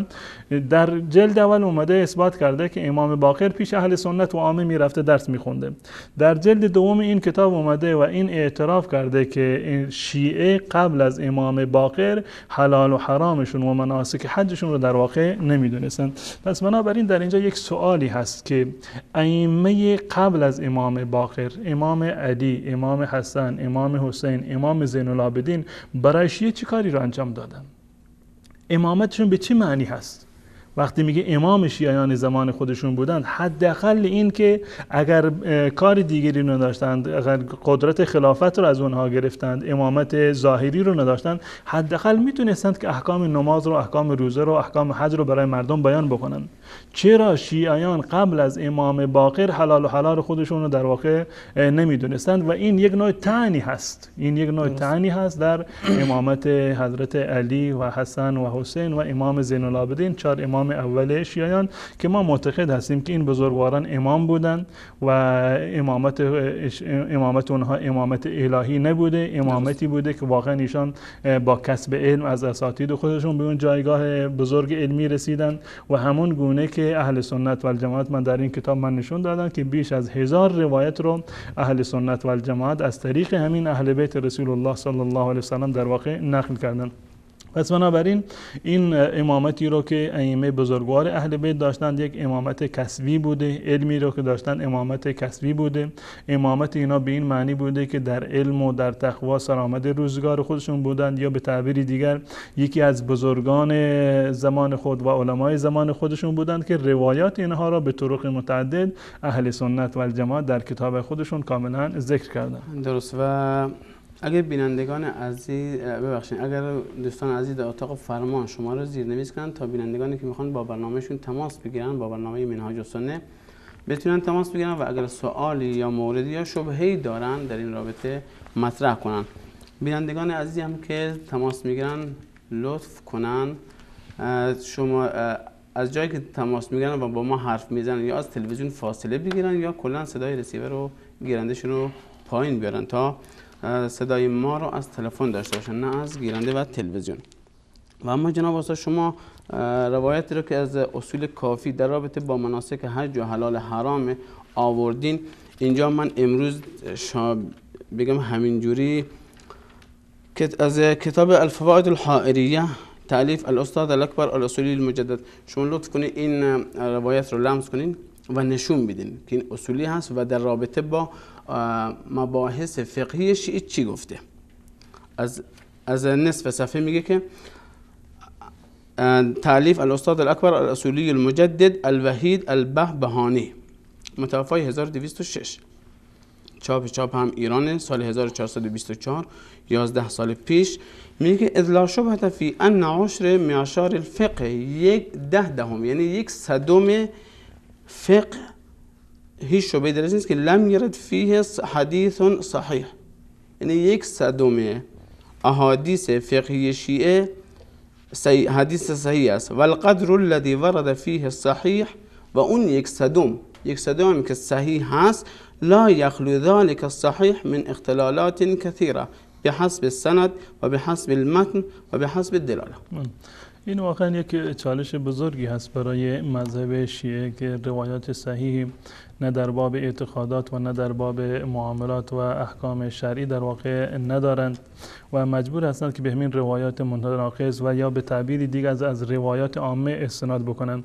و اون چیزی که در این کتاب اصول کافی من خدمت شما خوندم که اعتراف کرده بودند که شیعه قبل از امام باقر در واقع محتاج و نیازمند اهل سنت و الجماعت بودند. و جالب اینجا هست که روایتی از خود امام باقر وجود داره در این زمینه که میگه کل ما لم یخرج من هذا البیت فهو باطل، هر چیزی که از طریق ائمه اهل بیت رسول الله صلی الله علیه و آله به مردم نرسیده باشد باطل هست. با وجود این در زمان ائمه گذشته، یعنی 4 امام، در زمان 4 امام از ائمه شیعه مردم محتاج اهل سنت و الجماعت بودند. پس بنابراین این یک علامت سوالی هست در مقابل امامت 4 امام از ائمه شیعه که این ائمه در زمان خودشون که حلال و حرام را برای مردم بیان نمی‌کردند، پس امامتشون به چه معنی بوده؟ خب و اون مأخذی که من ذکر کردم فوائد الحائریه بود، صفحه 488. جناب استاد چجوری که صدای گرم بینندگان داشته باشیم، شاید سوالی یا موضوعی یا شبهه‌ای شاید داشتن مطرح کنن و شما هم پاسخ بدید.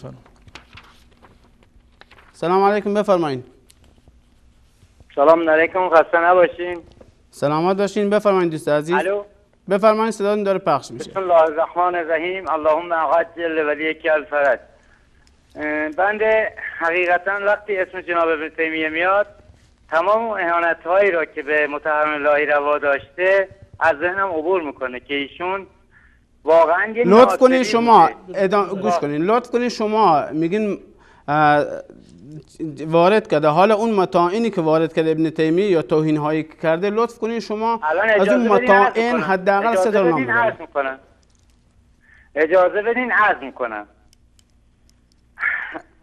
ایشون اومده در اینجا در جلد 5 منهاج السنه جلد 5 صفحه 47. ببینید بیننده عزیز، میگه بحث ما به خاطر اینکه بحث یک کمی بحث علمی باشه، مطالبی رو که ما از ابن تیمیه رحمت الله علیه ذکر کردیم در اینجا در مورد امام زین العابدین، امام جعفر، امام باقر بود. شما لطف بکنید اهانت هایی رو که ابن تیمیه در مورد زین العابدین یا امام باقر کردند، این اهانت ها رو برای ما مشخص بکنید تا اینکه ما از کتاب خودشون نگاه کنیم. الان بگم اجازه بدین. خب گفتن الان عنوان کنم فقط در رابطه با همین دو امام باقر، چون که بحث همیناست. اجازه بدین. بفرمایید اجازه. من کاری به اصلا کلا اهانت هایشون رو میخوام عنوان کنم. شما چیکار دارین به امام باقر یا امام صادق؟ ایشون به امام علی علیه السلام اهانت کردن. بله بفرمایید. به آقا علی علیه السلام اهانت کردن. اجازه هست بهتون بگم؟ بله بفرمایید. ایشون اومده هجرت آقا علی علیه السلام بازوی دین خدا و رسول صلی الله علیه و سلم را با هجرت جناب ابوبکر تشبیه کرده. حالا گوش کنید. میگه هجرت جناب ابوبکر به سوی خدا و رسول صلی الله علیه و سلم بوده، ولی هجرت امیر المؤمنین حضرت حیدر کرار غیر فرار العیاذ بالله زبانم لال به خاطر حضرت صدیقه طاهره فاطمه زهرا سلام الله علیها بوده. اگه ایشون ناسبی نیست چیه؟ میشه به شما بفرمایید؟ خب اگر من از شما سوال میکنم، اگر این حرف ابن تیمیه نباشه، شما دروغ گفته باشید، بعد پاسخ شما چیه؟ جناب استاد منهاج السنه جلد 5 صفحه 47 همین روایت بیارید. بسیار خب شما اگر لطف کنید عبارت عربیشو بگید. عبارت عربیشو من متاسفانه ندارم الان. شما اینو میتونید جلد 5 صفحه 47. خب شما این مطلب رو از کجا نقل میکنید؟ من مطمئنم این مطلب دروغی هست.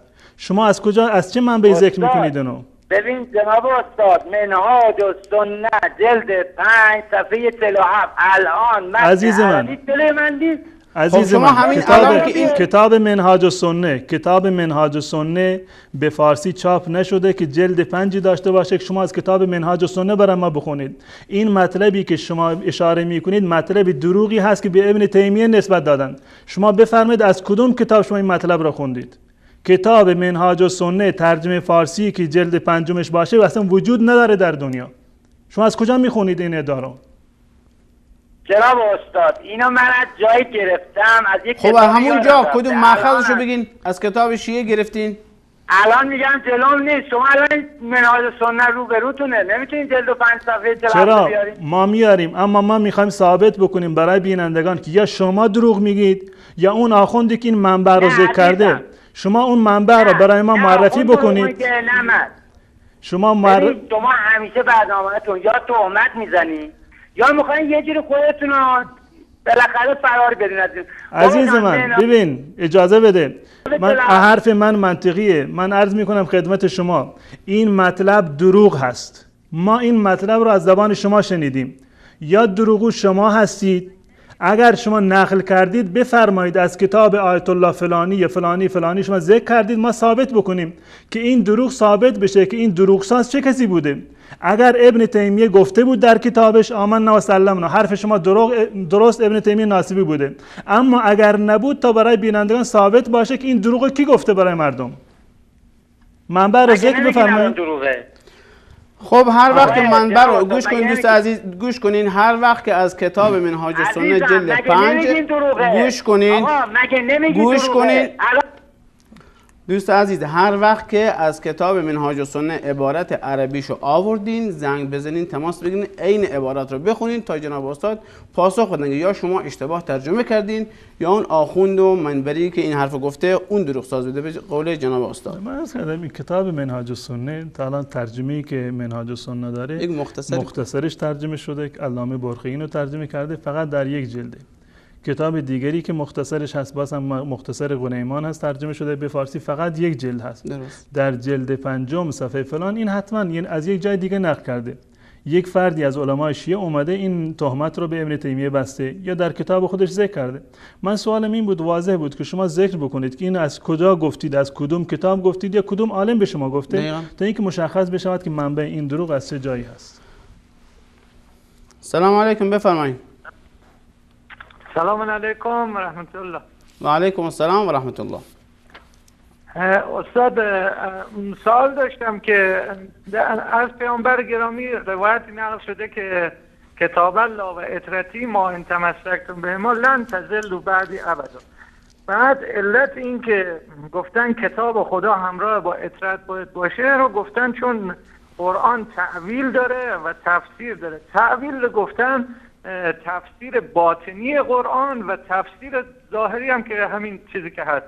بعد میگن که در روایت ائمه داره که ما هستیم راسخون در علم که تعویل قرآن رو میدانیم و اگر ما نمی بودیم هیچ کس قرآن رو نمیفهمید و حتی علمای اهل سنت هم اگر چیزی از فهم قرآن دارن از مطالبیه که گفته شده توسط این بزرگواران. بعد میخواستم ببینم که آیا با توجه به این مطلب تعویل قرآن رو میشه شما دربارش توضیح بدین؟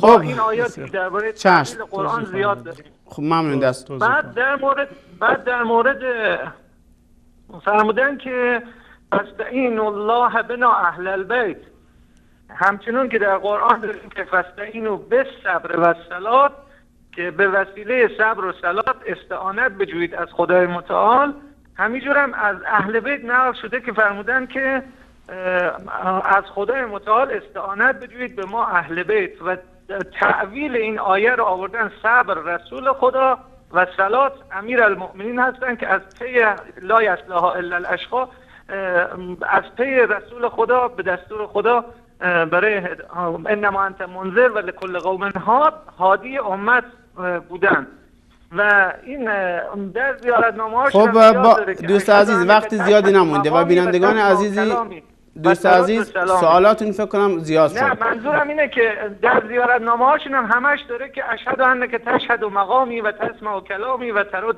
سلامی و علم ان رسولک و خلفائک علیهم السلام احیاء عندک یرزقون یرون مقامی و یسمعون کلامی. خیلی تشکر میکنم.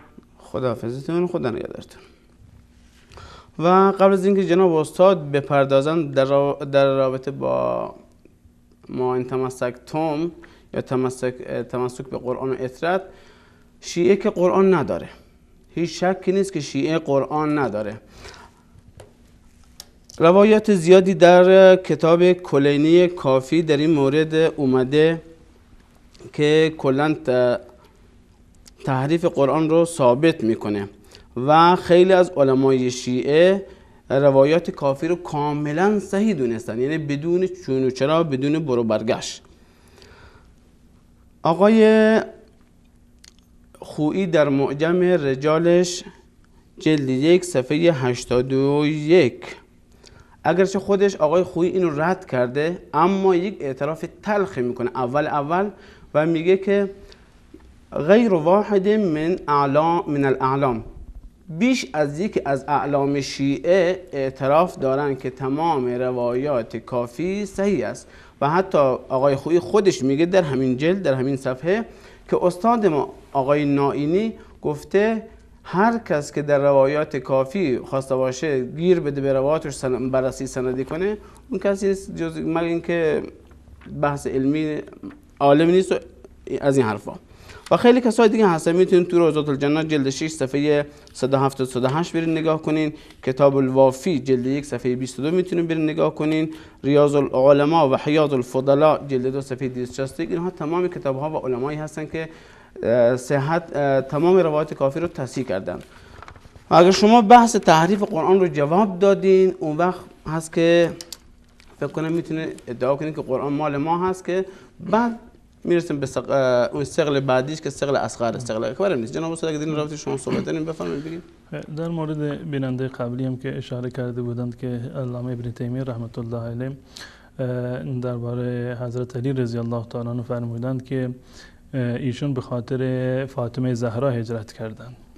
این یک دروغی بیش نیست و واقعیت این است که حضرت فاطمه زهرا مگر کجا بودند که حضرت علی رضی الله تعالی به خاطر فاطمه زهرا هجرت بکنند؟ اصلا چون این امکانی نداشته.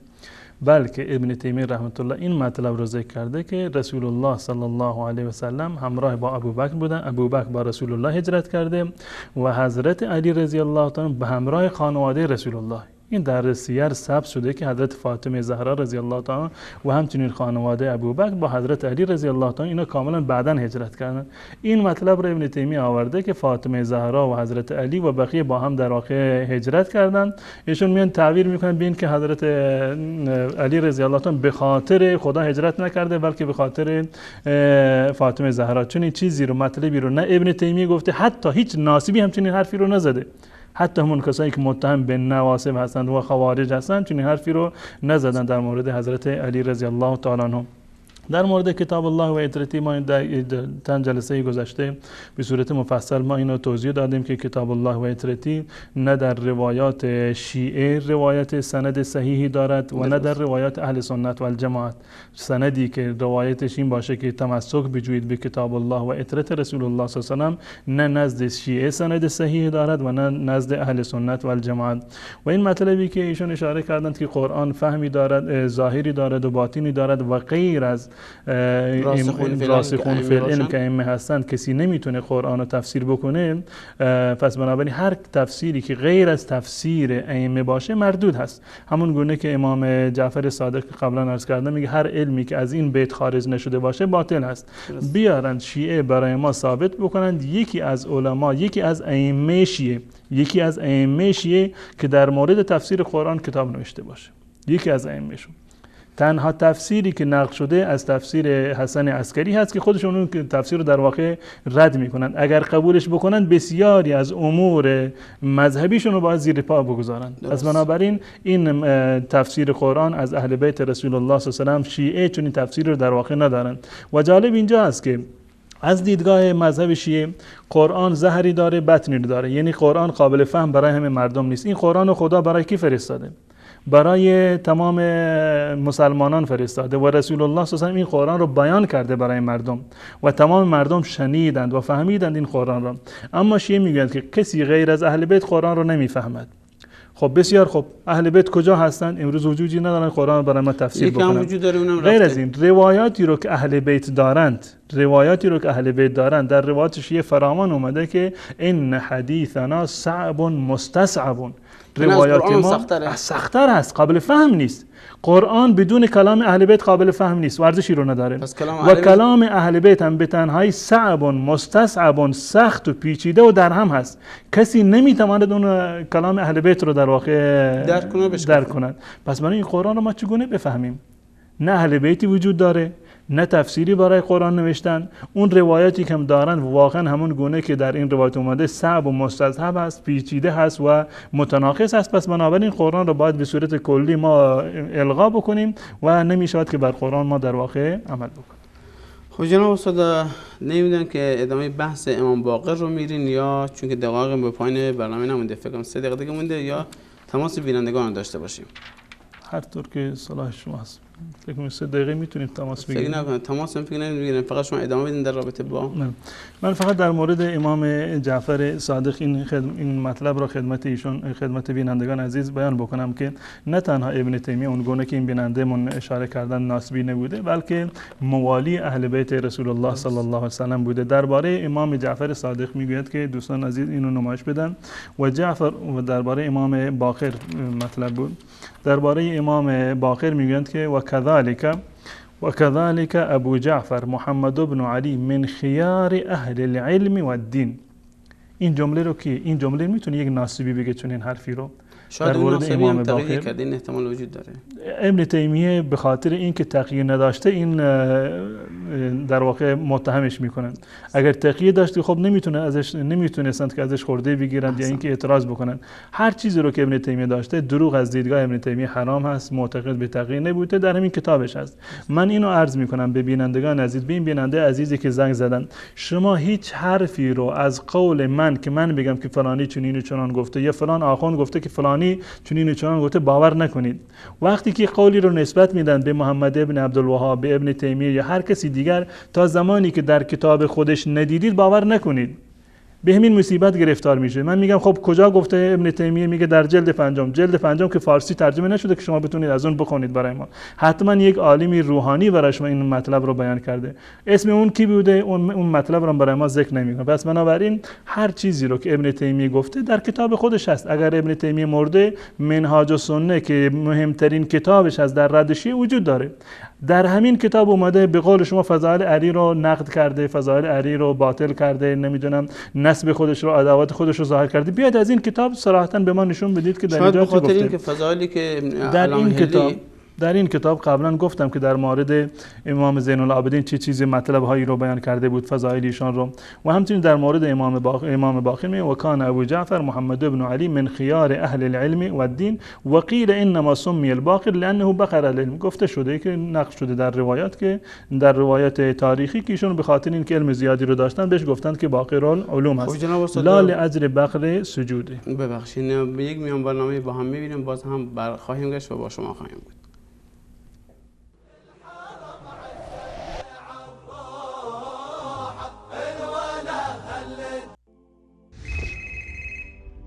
تلفن گویای شبکه جهانی وصال حق. شما بینندگان عزیز می توانید دلگفته هایتان، پیشنهادات و انتقادات، پرسش های شرعی و اخبار اهل سنت را به راحتی و در تمامی ساعات شبانه روز با ما در میان بگذارید.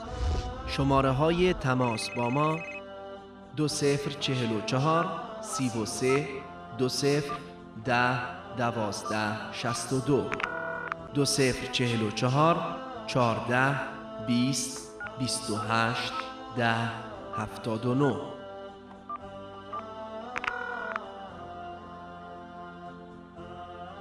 با سلام و با تشکر از تماس شما بیننده گرامی با سامانه پیامگیر شبکه جهانی وصال حق.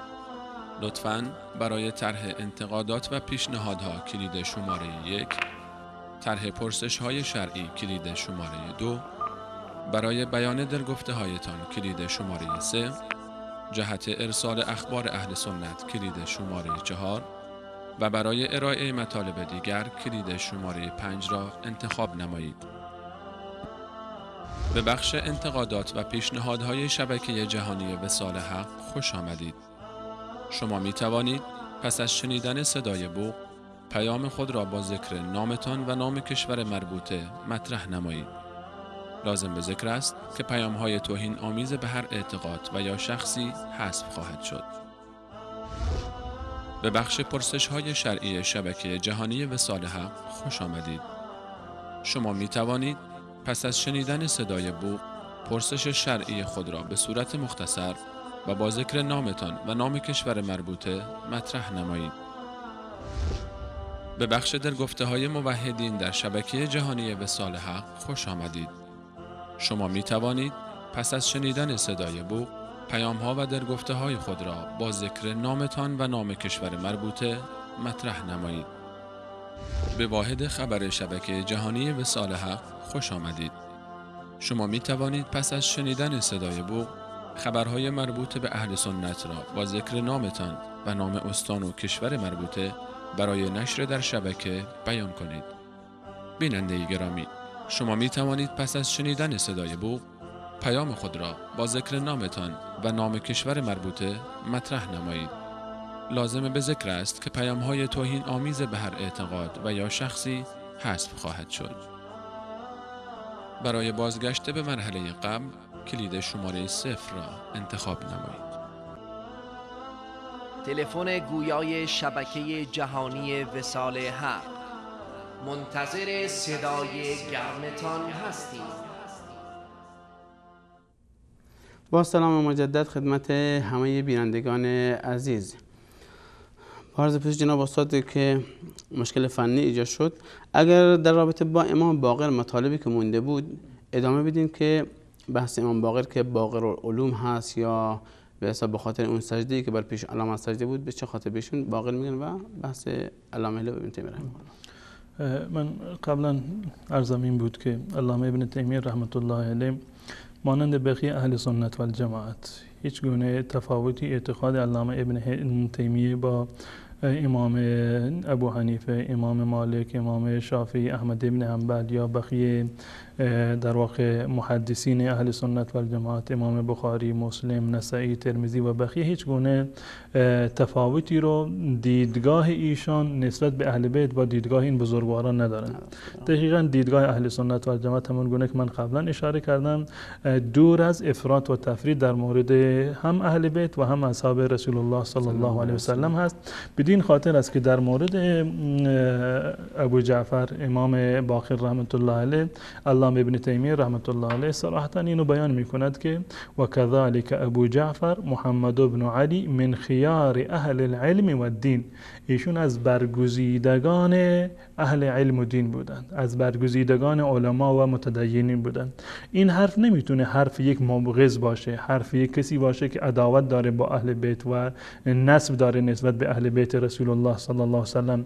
این که یک فردی بیاد که فلانی از خیار اهل علم و دین هست، امام باقر از برگزیدگان علما و متدینین زمان خودشون بوده، این فقط میتونه بر اساس محبت باشه، بر اساس واقعیت هایی باشه که وجود داشته. و علامه ابن تیمیه رحمت الله علیه در این زمینه میبینیم که صراحتا بیان میکنه که امام باقر از دیدگاه ما از خیار اهل علم و دین، یعنی از برگزیدگان اهل علم و دین هست. و در روایاتی که من کتابی که من قبلا خدمت بینندگان عزیز نمایش دادم که روایاتی که اهل سنت از ائمه اهل بیت دارند که از اونها از صحابه گرفتن، بسیاری از این روایات یا بیشتر این روایات که از طریق امام جعفر هست و جعفر از امام باقر روایت کرده، از حضرت جابر ابن عبدالله انصاری هست. یعنی امام باقر رحمت الله علیه یکی از بزرگانی هست که اهل سنت و الجماعت از ایشون راویان روایات بسیار زیادی رو دارن. اما مطلب این که هلی گفته بود که ایشون از بس سجده کرده بود پیشانی ایشان شکاف برداشته بود، به این خاطر ایشون میگفتن باقر که پیشانی شکاف برداشته بود. این مطلب واقعی نیست. علامه ابن تیمیه میفرماید دوستان این نمایش بدن وقیل انما سمی الباقر وقیل انما سمی الباقر لانه بقر العلم. این که گفته شده که امام باقر هست به خاطر اینکه بقر العلم، یعنی علم رو شکافته، علمش علم عمیقی بوده، نه اینکه پیشانیش در واقع سوراخ شده باشه. لا لاجل بقر سجود جبهته، نه به خاطر اینکه سجده پیشانی ایشان رو در واقع شکافته باشد.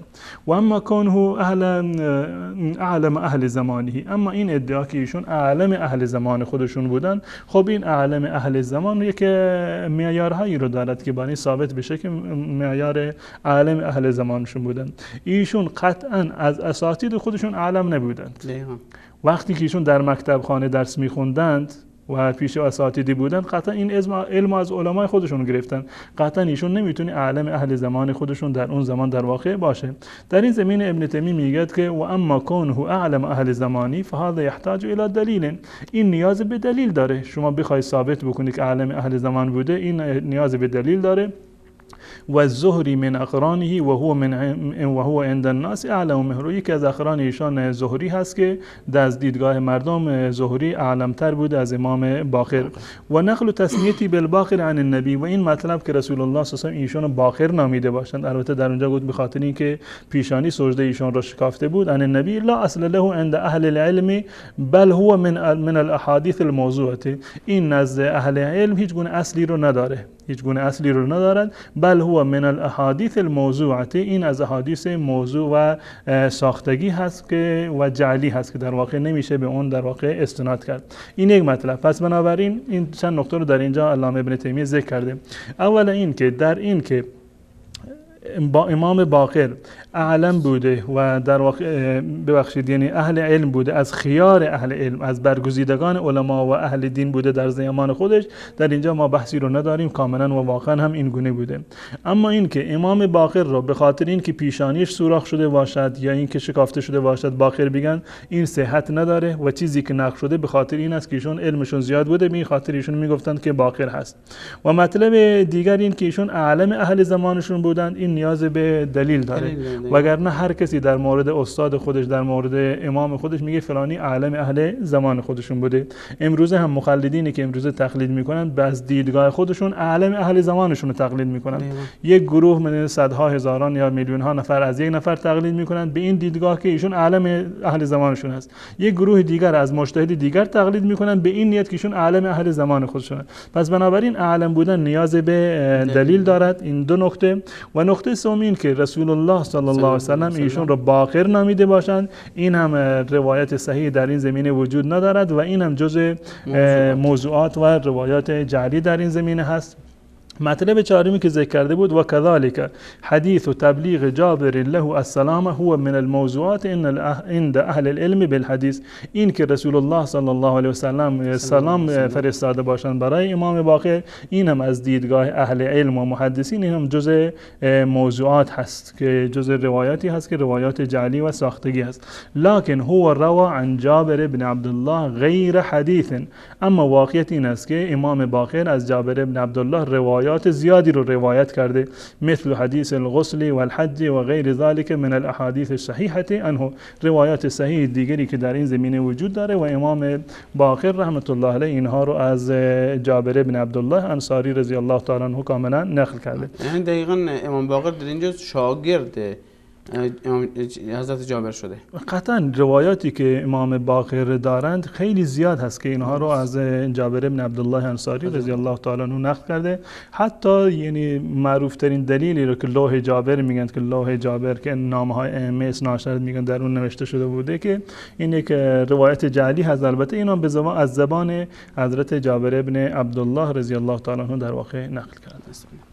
اما جناب استاد در رابطه با این بیننده که تماس گرفت، اگر مطلب کامل کنه شاید برای بینندگان دیگه بازم پرسش باشه و اگرچه این مسائل قبلا در نه این برنامه یا بر همه برنامه ها و همچنین شبکه های دیگه در کتاب ها مطرح شده، هم باز هم جواب اون بیننده رو بدین تا در رابطه این که جایی به حساب شبهه دیگه باقی نمونه.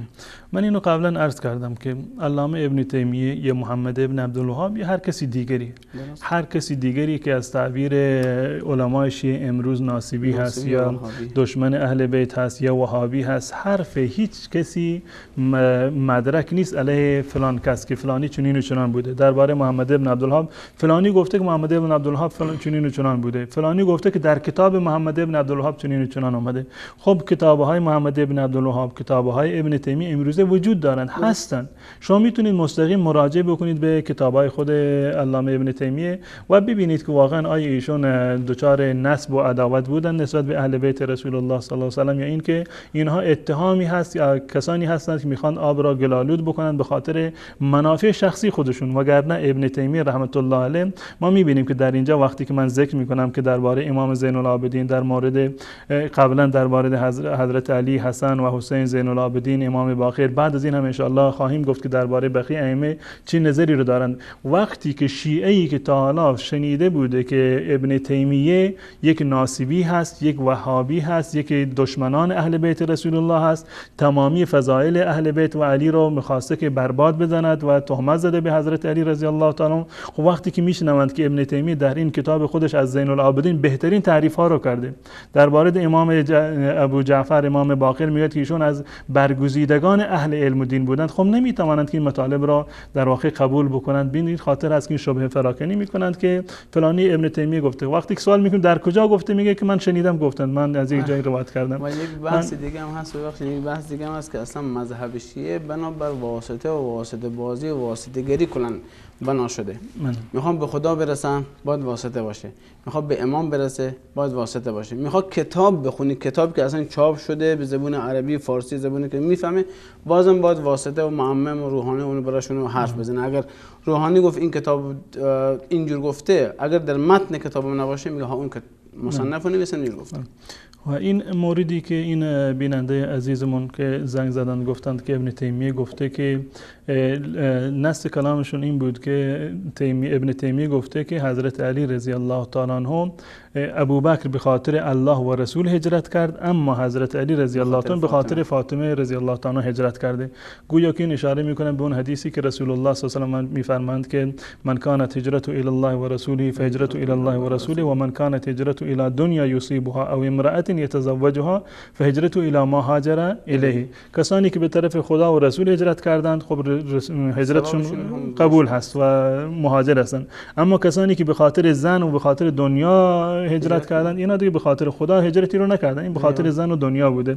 میخواسته این تفاوت رو بگه که ابن تیمیه گفته که ابوبکر به خاطر خدا و رسول هجرت کرده، اما حضرت علی به خاطر فاطمه زهرا. من قبلا گفتم که فاطمه زهرا قبل از حضرت علی رضی الله تعالی عنه در مکه مکرمه نبوده، بلکه با هم هجرت کردند و رفتند. اگر همین بیننده عزیزم حداقل همین تاریخ رو میخون میدونست که فاطمه زهرا اون وقت هجرت نکرده و با حضرت علی رفته، پس چجور میخواسته؟ به کدوم فاطمه؟ شاید فاطمه دیگه بوده که فاطمه بنت قیس هست، شاید این اشکال. فاطمه بنت قیس یک کسی بوده که در مدینه مسلمان شد، هجرت کرد به مدینه منوره. یک شخصی دیگر در مکه عاشق شده بود و هنوز هجرت نکرده بود، به خاطر فاطمه بنت قیس این هجرت کرد که بره در مدینه به خاطر اینکه ازدواج بکنه با اون فاطمه بنت قیس.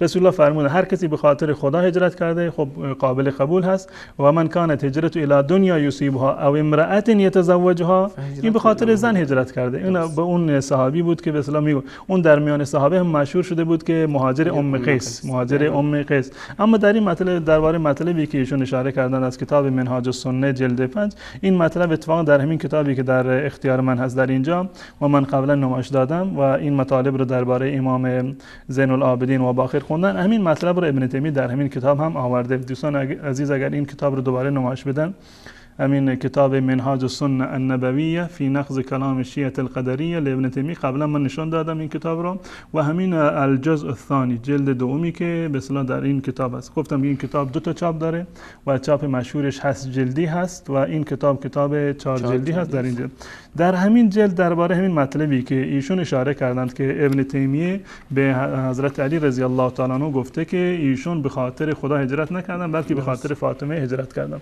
الان ببینیم که قضیه از چه قرار هست، واقعیت چی هست. ببینید در اینجا یک در صفحه 670 این جلد این کتابی که الان من در اختیار دارم که جلد به چاپ 4 جلدی هست، اگر دوستان اینو نمایش بدن اینو در اینجا در این جلد کتاب در صفحه 470 از این چاپ هست و از چاپ های قبلی که جلد 8 جلدی هست جلد 4 صفحه 251. این جلد 4 بله جلد 4 251 مال چاپ های گذشته است. ایشون گفتن جلد 5 نمیدونم چی. در اینجا یک مطلبی رو روایت کرده، گرچه که برمیگردیم به اون مطلبی که ایشون هم اشاره کردن. و اما قولهم روا جمیعا ان فاطمه بضعه منی فمن آذاها آذانی. یکی از اشکالاتی که شیعه میگن بر حضرت فاطمه بر حضرت ابوبکر صدیق این است که ایشان فاطمه زهرا رضی الله تعالی عنها را اذیت کردند با جریان فدکی که فدک را از ایشون غصب کردند و ندادند، پس بنابراین رسول الله صلی الله علیه و سلم را اذیت کردند. در اینجا اومده روا جمیعا ان فاطمه بضعه منی فمن آذاها آذانی، هر کسی فاطمه رو اذیت بکند و من آذاها و من فقط من آذاها آذانی و من آذانی آذ الله، هر کسی که من رو اذیت بکند اون در واقع رسول الله صلی الله علیه و سلم رو اذیت کرده. این در اینجا مطالبی رو رد میکنه در اینجا که علامه ابن تیمیه رحمت الله علیه این شبهه رو رد میکنه. فإن هذا الحديث لم يروى بهذا اللفظ، با این لفظ کسی این روایت رو ذکر نکرده، منتها در روایت دیگری هست. روایت اصلی رو در اینجا ذکر میکنه، بل روی به غیری روایت اصلی که در این زمینه اومده این است کما روی فی سیاق حدیث خطبه علی لابنت ابی جهل، در مورد خواستگاری علی از دختر ابو جهل اومده این مطلب. کما قام النبی خطیبا، اونگونه که رسول الله صلی الله علیه و سلم رفتن روی منبر و این خطبه رو خوندن. ثم که رسول الله این فرمودند که انما فاطمه بضعه منی، فاطمه یک تکه پاره تن من هست، یریبونی ما ربا، هر چی که ایشون رو دلگیر بکند و آزرده بکند موجب آزردگی من می شود. و یؤذینی ما آذاها، هر چیزی که هم که باعث اذیت ایشان باشه من رو هم آزرده می کند. الا ان یرید ابن ابی طالب ان یطلق ابنتی و ینکح ابنتهم. این روایتی هست که اهل سنت و الجماعت دارن در مورد این که هر کسی که فاطمه رو اذیت بکند من رو اذیت کرده. این حرف رو و حدیث رو رسول الله صلی الله علیه و درباره اون جریانی اشاره فرمودند که حضرت علی رضی الله تعالی عنه رفته بودند و خواستگاری دختر ابوبکر و نهایتا رسول الله فرمودند که فاطمه پاره تن من هست، هر کسی ایشان رو اذیت بکنه در واقع من رو اذیت کرده. پس در حقیقت اینجا فاطمه زهرا از ابوبکر ناراحت نبود بلکه از شوهرش علی بن ابی طالب رضی الله عنه. خب این یک جریانی هست، این میخوان نسبت بدن به حضرت ابوبکر صدیق. من همین جناب استاد همین میگم که اگر بحث ناراحتی باشه که هر کس فاطمه زهرا ناراحت کنه، خدا را این با واسطه پیامبر بعد خدا ناراحت کرده، پس دقیقاً خوده و همچنین از آیات استدلال میکنن که ان الذين يؤذون الله ورسوله لعنهم الله في الدنيا والاخره. آیات میخونن پشت سر هم میگن کسی که خدا را آزار و اذیت بده لعنت خدا برش است. پس این آزار و اذیت از طرف ابوبکر نبوده بلکه از طرف شوهرشان.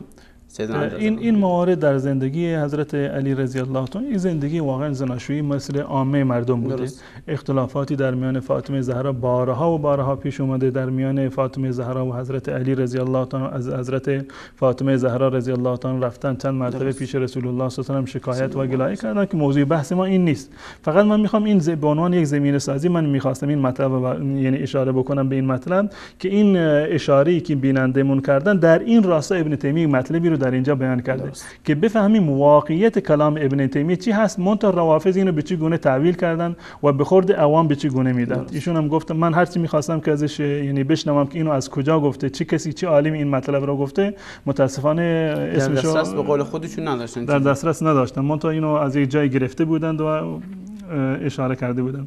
به هر صورت در همین جلد همین کتاب در صفحه بعدی که صفحه 255 هست، جلد 4 صفحه 255 هست و این مطلب را کلا یعنی ابن تیمیه این مطلب را که حضرت ابوبکر صدیق اومده باشه و فاطمه زهرا را اذیت کرده باشه اینو در واقع رد میکند و دلایل متعددی در این زمینه میاره که وقتی که ما به اینجا رسیدیم ان شاء الله اینو به صورت مفصل بحثش میکنیم. منتها در اینجا میاد یک مطلبی رو بیان میکند که این که رسول الله صلی الله علیه و سلم فدک رو به فاطمه زهرا ندادند، این بر اساس دستور رسول الله صلی الله علیه و سلم بوده که رسول الله صلی الله علیه و سلم اینو نگه داشته بوده برای مخارج اهل بیتش و برای همون مصارفی که در زمان رسول الله صرف میشد. در همون مصارف هم حضرت ابوبکر صدیق رضی الله عنه میگه که من عهد و پیمان میبندم با فاطمه زهرا که این در روایت شیعه موجود داره، در همون مصارفی که رسول الله فدک رو صرف میکرد من در همون مصارف اینو چیکار بکنم، هزینه بکنم. اینو به عنوان عهد و پیمانی گذاشتن این عمل بر دستور رسول الله بوده. همون عملی که رسول الله داشتن ابوبکر صدیق هم کاملا بر همون روش در فدک در واقع برخورد میکردن. فدک رو ابوبکر صدیق برای خودش، برای فرزندانش، برای عمر و عثمان و برای بقیه نگرفت. همون روشی رو که رسول الله باش عمل میکردن و در اموال و عایدات فدک در واقع هزینه‌ای که به کجا هزینه میکردن ابوبکر صدیق هم در اونجا هزینه میکردن. خب در اینجا بیایم، در اینجا حضرت علامه ابن تیمیه دو مطلب رو در اینجا ذکر کرده. یک مطلب این که شما مدعی هستید، شیعیان مدعی هستند که حضرت ابوبکر صدیق فاطمه زهرا را اذیت و آزار کرده به خاطر اینکه فدک رو از اون گرفته. مطلب دیگر این است و اینم ثابت است در کتاب‌های شیعه و سنی که حضرت علی رضی الله تعالی عنه به خواستگاری دختر ابو جهل رفته بود و رسول الله صلی الله علیه و آله از این ناراحت شدند و نهایتا این خطبه رو فرمودند هر کسی ما رو اذیت بکند، در واقع هر کسی فاطمه رو اذیت بکند ما رو اذیت کرده. در اینجا ببینیم ابن تیمیه رحمه الله چی میگه. میگه که و من تدبر حال ابی بکر فی رعایته لامر النبی، کسی که نگاه بکنه به هدف ابوبکر، به حال ابوبکر که میخواست که مراعات بکنه حال رسول الله، امر رسول الله رو که این فدک بر همون حالت خودش باقی بماند. و انه انما قصد طاعت الرسول الله امرا آخر، چیزی که ابوبکر میخواست فقط این بود که همون نحوهی که رسول الله عمل میکرده به همون نحوه عمل بکنه. يحكم أن حاله أكمل وأفضل وأعلى من حال علي رضي الله عنه وكلاهما سيد كبير من أكابر أولياء الله المتقين وحزب الله المفلحين. این جمله واقعا یعنی با آب طلا باید نوشته بشه. میگه که وقتی ما بخوایم دو نفر فاطمه رو اذیت کردند، یکی ابوبکر صدیق به خاطر چی؟ به خاطر اینکه دستور پدرش اجرا بکنه، دستور رسول الله رو اجرا بکنه. یکی علی اذیت کرده بود به خاطر چی؟ به خاطر اینکه برود زن بگیرد. 2 نفر اذیت کردن فاطمه زهرا را. ابوبکر صدیق به خاطر چی؟ به خاطر اجرای دستور رسول الله. و علی هم اذیت کرده بود به خاطر چی؟ به خاطر اینکه برود و زن دیگر و همسری رو بر حضرت فاطمه زهرا انتخاب بکنه. میگه هر کسی که حال ابوبکر و حال علی رو با هم دیگر مقایسه بکند که چرا اذیت شد، چرا فاطمه زهرا اذیت شد، میگه یحکم ان حاله اکمل و افضل. قطعا یعنی حکم میکنه که حال ابوبکر افضل و اکمل هست از حضرت علی رضی الله. حضرت ابوبکر صدیق رضی الله به خاطر رضایت رسول الله و به خاطر اجرای دستور رسول الله یک کاری رو انجام داد که فاطمه ناراحت شد. حضرت علی رضی الله عنه به خاطر نفس خودش یک کاری رو انجام داد که فاطمه و در نهایت رسول الله صلی الله علیه و ناراحت شد. پس بنابراین حال کی برتر هست؟ ابوبکر به خاطر اجرای دستور رسول الله یعنی فاطمه رو ناراحت کرد به فرض این باشه، و علی به خاطر خودش نفس خودش فاطمه و رسول الله رو ناراحت کرد. پس بنابراین حال ابوبکر صدیق رضی الله عنه اکمل و افضل هست و اعلی من حال علی و کلاهما. این جمله رو من عرض کردم که و کلاهما و هر دوتایشون یعنی هم علی و هم ابوبکر صدیق رضی الله عنه. این که میگن حضرت ابن تیمیه رحمت الله علیه ناصبی بوده، اینو گوش بکنن. و کلاهما سید کبیر من اکابر اولیاء الله المتقین. هر دوتایشون هم ابوبکر و هم علی سید بزرگواری بودند از بزرگان اولیاء الله المتقین و حزب الله المفلحین و عباد الله الصالحین و از بندگان صالحین الله و من السابقین الاولین، از سابقین اولین بودند حضرت علی رضی الله عنه، و من اکابر المقربین الذین یشربون بالتسنیم، که میگه همه اینها جز کسانی هستند که نهایتاً به بهشت می‌روند. یک ناسبی این حرف میزنه که علی رضی الله تعالی عنه از اکابر متقین هست و حزب الله المفلحین هست و از عباد الصالحین هست، از سابقین اولین هست و از اکابر متقین هست، از کسانی که در بهشت از تسنیم می نوشند، از شراب بهشتی و در واقع نعمت‌های بهشتی می نوشند. خب وقتی که خدا بر قلب و دل و دید کسی مهر بزنه، ختم الله علی قلوبهم و علی سمعهم و علی ابصارهم، خدا بر کسی قلب کسی این گونه مهر بزنه، خب دیگه واقعیت نمیبینه. بله اینو نمیبینند، خط بعدیشو دیدن، اونم خط بعدی رو که دیدن اونم تغییرش دادن، تحریفش کردن. احتمال است که اون کسی که اینو گفته به نظر من ترجمه عربی بلد نبوده. شاید این هم حسن ظن به مسلمان بلد نبوده و یا بلد نبوده هم آفتی هست و اگر بلد بوده و صد آفت دیگه. به هر صورت من این ادامه جمله رو بخونم. ولهذا كان أبو بكر الصديق رضي الله عنه يقول والله لقرابة رسول الله أحب إلي أن أصل من قرابتي. رسول الله حضرت علی میفرمودند که به خدا قسم خویشاوندان ابوبکر میفرمودند که خویشاوندان رسول الله صلی الله علیه و سلم برای من مقربتر هستند، اولاتر هستند از اینکه من بهشون صله بدم یا به اونها در واقع صله رحمی رو انجام بدم، رسیدگی بکنم از اهل خودم. بله این جمله واقعیتی هست که رسول الله از حضرت ابوبکر صدیق نقش داره. والله این واقعا جمله نشان از محبت داره با اهل بیت رسول الله. والله لقرابة رسول الله صلی الله علیه و سلم احب الی ان اصل من قرابتی. از خویشاوندان خودم خویشاوندان رسول الله مقدم تر هستند. و قال ارقب محمدا فی اهل بیتی، رواه البخاری عنه. این مطلب رو امام بخاری ذکر کرده که ابوبکر فرمودند ارقب محمدا فی اهل بیتی، کرامت و حرمت رسول الله صلی الله علیه و سلم رو در مورد اهل بیت ایشان حفظ بکنید. این حرف نمیتونه حرف یک ناسبی باشه. اما منتها مطلبی که این بیننده عزیزمون در واقع به اون اشاره کردن در اینجا اون مطلب را ذکر میکنیم. لكن المقصود انه لو قدر ان ابا بکر آذاها، بالفرض ما تصور بکنیم و تنزل بکنیم فرضاً که ابو بکر فاطمه رو چیکار کرده باشه؟ اذیت کرده باشه. این مطلب رو بینندگان عزیز خوب در ذهن خودشون داشته باشن. این همون مطلبی هست که اون بیننده عزیزمون زنگ زدن و گفتند که ابن تیمیه گفته که علی به خاطر فاطمه هجرت کرده نه به خاطر الله متعال. لکن المقصود، خب بعد از این توصیه، بعد از این زمینه سازی ردی که بر اون شبهه میدهد میاد که لکن المقصود انه لو قدر ان ابا بکر اذاها، بالفرض ما تصور بکنیم که ابو بکر صدیق فاطمه رو اذیت و آزار کرد، فلم یؤذها لغرض نفسه، ابوبکر فاطمه را به خاطر نفس خودش اذیت نکرد، به خاطر خودکامگی خودش، به خاطر حظ نفس خودش، به خاطر اینکه یک چیزی به خودش برسد فاطمه را اذیت نکرده. بل لیطیع الله و رسوله، بلکه به خاطر اینکه از الله و رسول چیکار کرده باشد؟ اطاعت کرده باشد. و یوصل الحق الی مستحقه، و حق را به حقدار خودش برساند. اگر فدک را گرفته بود به خاطر اینکه حق به حقدار برسه، همون مواردی که رسول الله مصرفش میکرد در همون مصارف چیکارش بکنه؟ مصرفش بکنه. پس بنابراین اگر هم ابوبکر صدیق فاطمه را اذیت کرده باشه به خاطر اطاعت از الله و رسول الله صلی الله علیه و سلم هست. خب بگردیم به علی. و علی رضی الله تعالی عنه کان قصده ان یتزوج علیها، و حضرت علی میخواست که بر روی فاطمه زهرا زن دیگری بگیره. فله فی اذاها غرض، خب مسلم هستیم که غرض شخصی بوده، منفعتش به خود حضرت علی رضی الله تعالی برمیگشت. اون حضرت ابوبکر اذیتش به خاطر الله و رسول بوده، یعنی به خاطر اطاعت از الله و رسول. اما حضرت علی رضی الله تعالی یک مسئله شخصی بود، میخواست که ازدواج بکند. فی اذاها غرض بخلاف ابی بکر.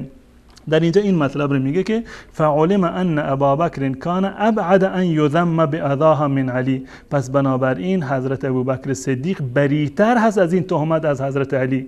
اگر واقعا این من آزا فقط آزانی اگر مصداق داشته باشه، مصداق اولش حضرت علی هست نه ابوبکر صدیق، به خاطر اینکه ابوبکر به خاطر اطاعت از خدا و رسول اذیتش کرده بود، اما حضرت علی به خاطر حظ نفس خودش و به خاطر اینکه زن دیگری بگیرد حضرت فاطمه رو اذیت کرده بود. و انه انما قصد طاعت الله و رسوله بما لا حظ له فیه، حضرت ابوبکر صدیق صرفا میخواست اطاعت از الله و رسول الله بکند و خودش در این زمینه هیچ حظ و بهره رو نداشت.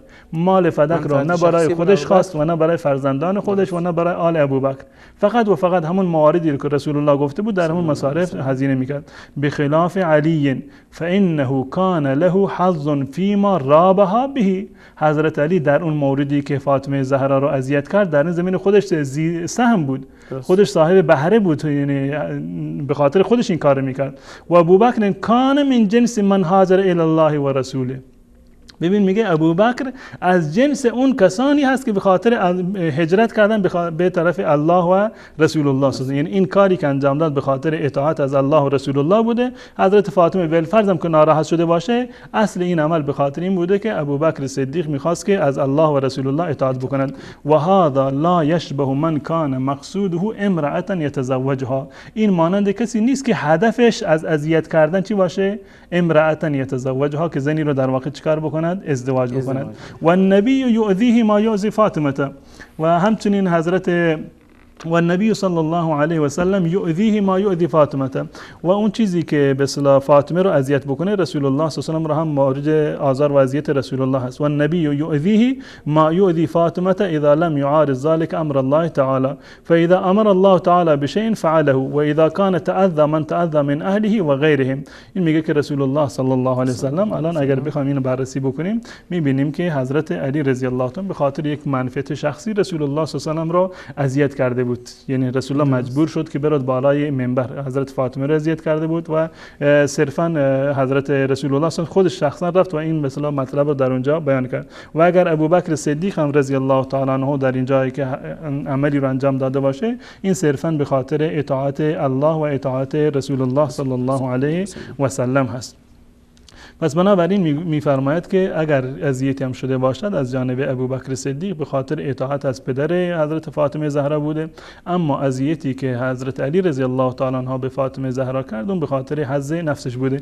در اینجا میبینیم که هیچ گونه بحثی در اینجا نیاورده که حضرت ابوبکر صدیق هجرت کرده به خاطر الله و رسول الله و حضرت علی رضی الله عنه به خاطر فاطمه زهرا. اصلا بحث در اینجا بحث هجرت در واقع بحث هجرت نیست، اصلا بحث هجرت نیست، بلکه یک مقایسه رو در اینجا بین این دو مسئله و دو اتفاقی گفتاده بودند که مقایسه رو در واقع اینجا انجام داده بالفرض محال به قول ما. بالفرض الان این در واقع واقعیت شبهاتی است که شیعه دارن، اون کسانی که به پای منبر این علمای حقوت و کینه‌توز شیعه نشستند و حقایق را این گونه در واقع وارونه جلوه میدن. حضرت علامه ابن تیمیه یک چیز دیگری گفته، به برخورد این بندگان خدا یک چیز دیگری رو دادن. اینا هم چون که مقلد هستن و به قول خودش در دسترس ندارن اون مطلب را یا نمیخوان اونو بیان بکنن، دچار این اشکالات شدن و فکر و گمان میکنند که علامه ابن تیمیه رحمت الله علیه با اهل بیت رسول الله صلی الله علیه و سلم دشمنی داشته. اما واقعیت این است که در هر صفحه این کتاب وقتی ما نگاه میکنیم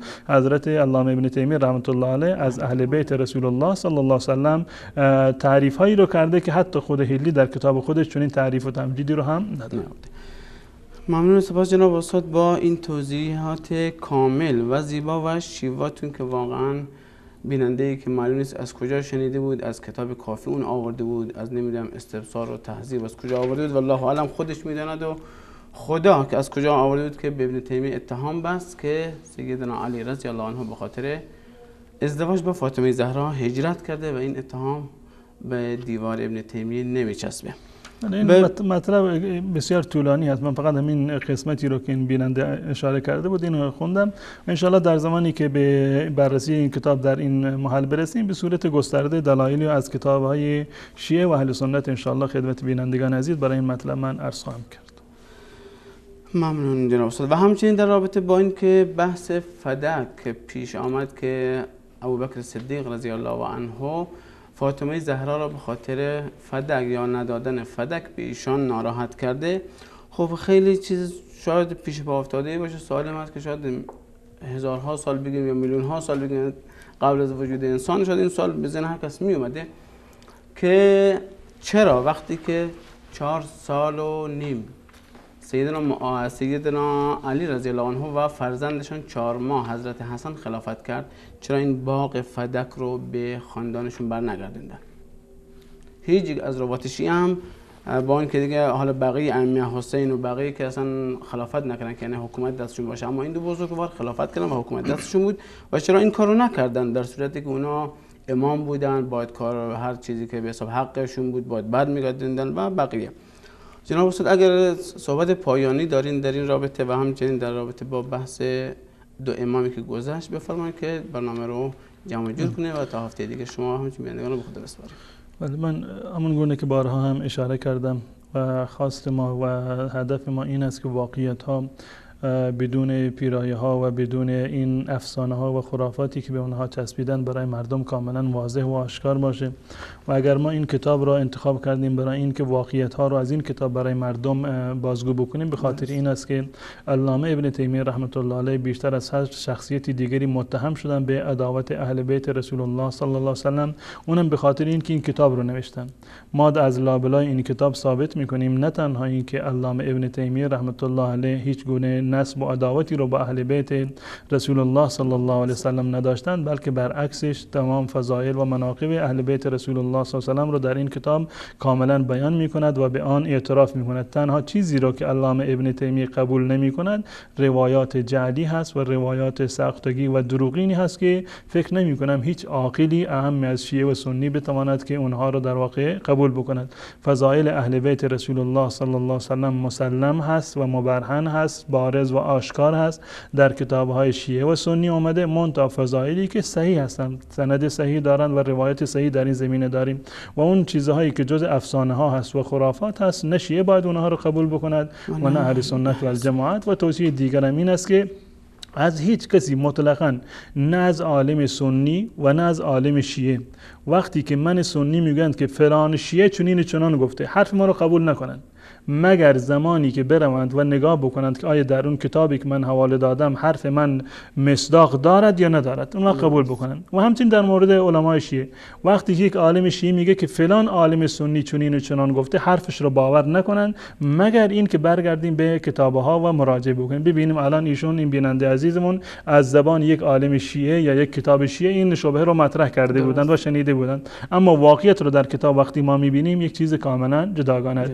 پس بنابراین بنابراین به حرف کسانی که ذی منفعت هستند، به خاطر این که از شما مال خمس بگیرن، به خاطر این که شما را سرگرم نگه دارن یا این که شما را شیعه نگه دارن، به شما دروغ میگن، حرفشون رو مستقیم قبول نکنید. اگر ابن تیمیه، محمد ابن عبدالوهاب مردند و رفتن، اما کتابه هاشون وجود داره.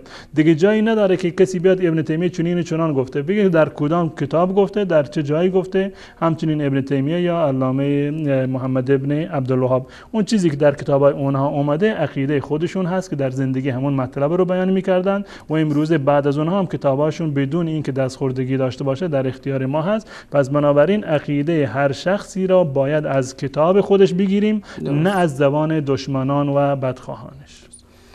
ممنون، سپاس جناب استاد. باز هم تشکر دارم بابت بیان شیواتون. خیلی ممنون جناب استاد. فقط دیگه سوالی دارم که در لابلای این مطالب ایجاد شد از تمام بینندگان و خصوصا شیعیان و کسانی که خودشون شیعه و پیروان اهل بیت مینامن که قبل از امام باقر شیعه از چه مأخذ و منبعی مسائلشون رو استنباط میکنن تا به اونها عمل کنن، مسائل حج و عقیده و غیره. اگر از کتاب‌های سنی میگرفتن یا از علما یا از صحابه که سنی بودن به تعبیر اونها میگرفتن، پس ما خالف العامه ففیه رشاد چیست؟ امیدوارم که این جواب این سوال رو تا هفته آینده از لحاظ عقل و نقل داشته باشین که ما هم بشنویم. همه شما بینندگان را و همچنین جناب استاد را به خداوند بزرگ می‌سپاریم تا سلامی دوباره. خدا یار و یاورتان.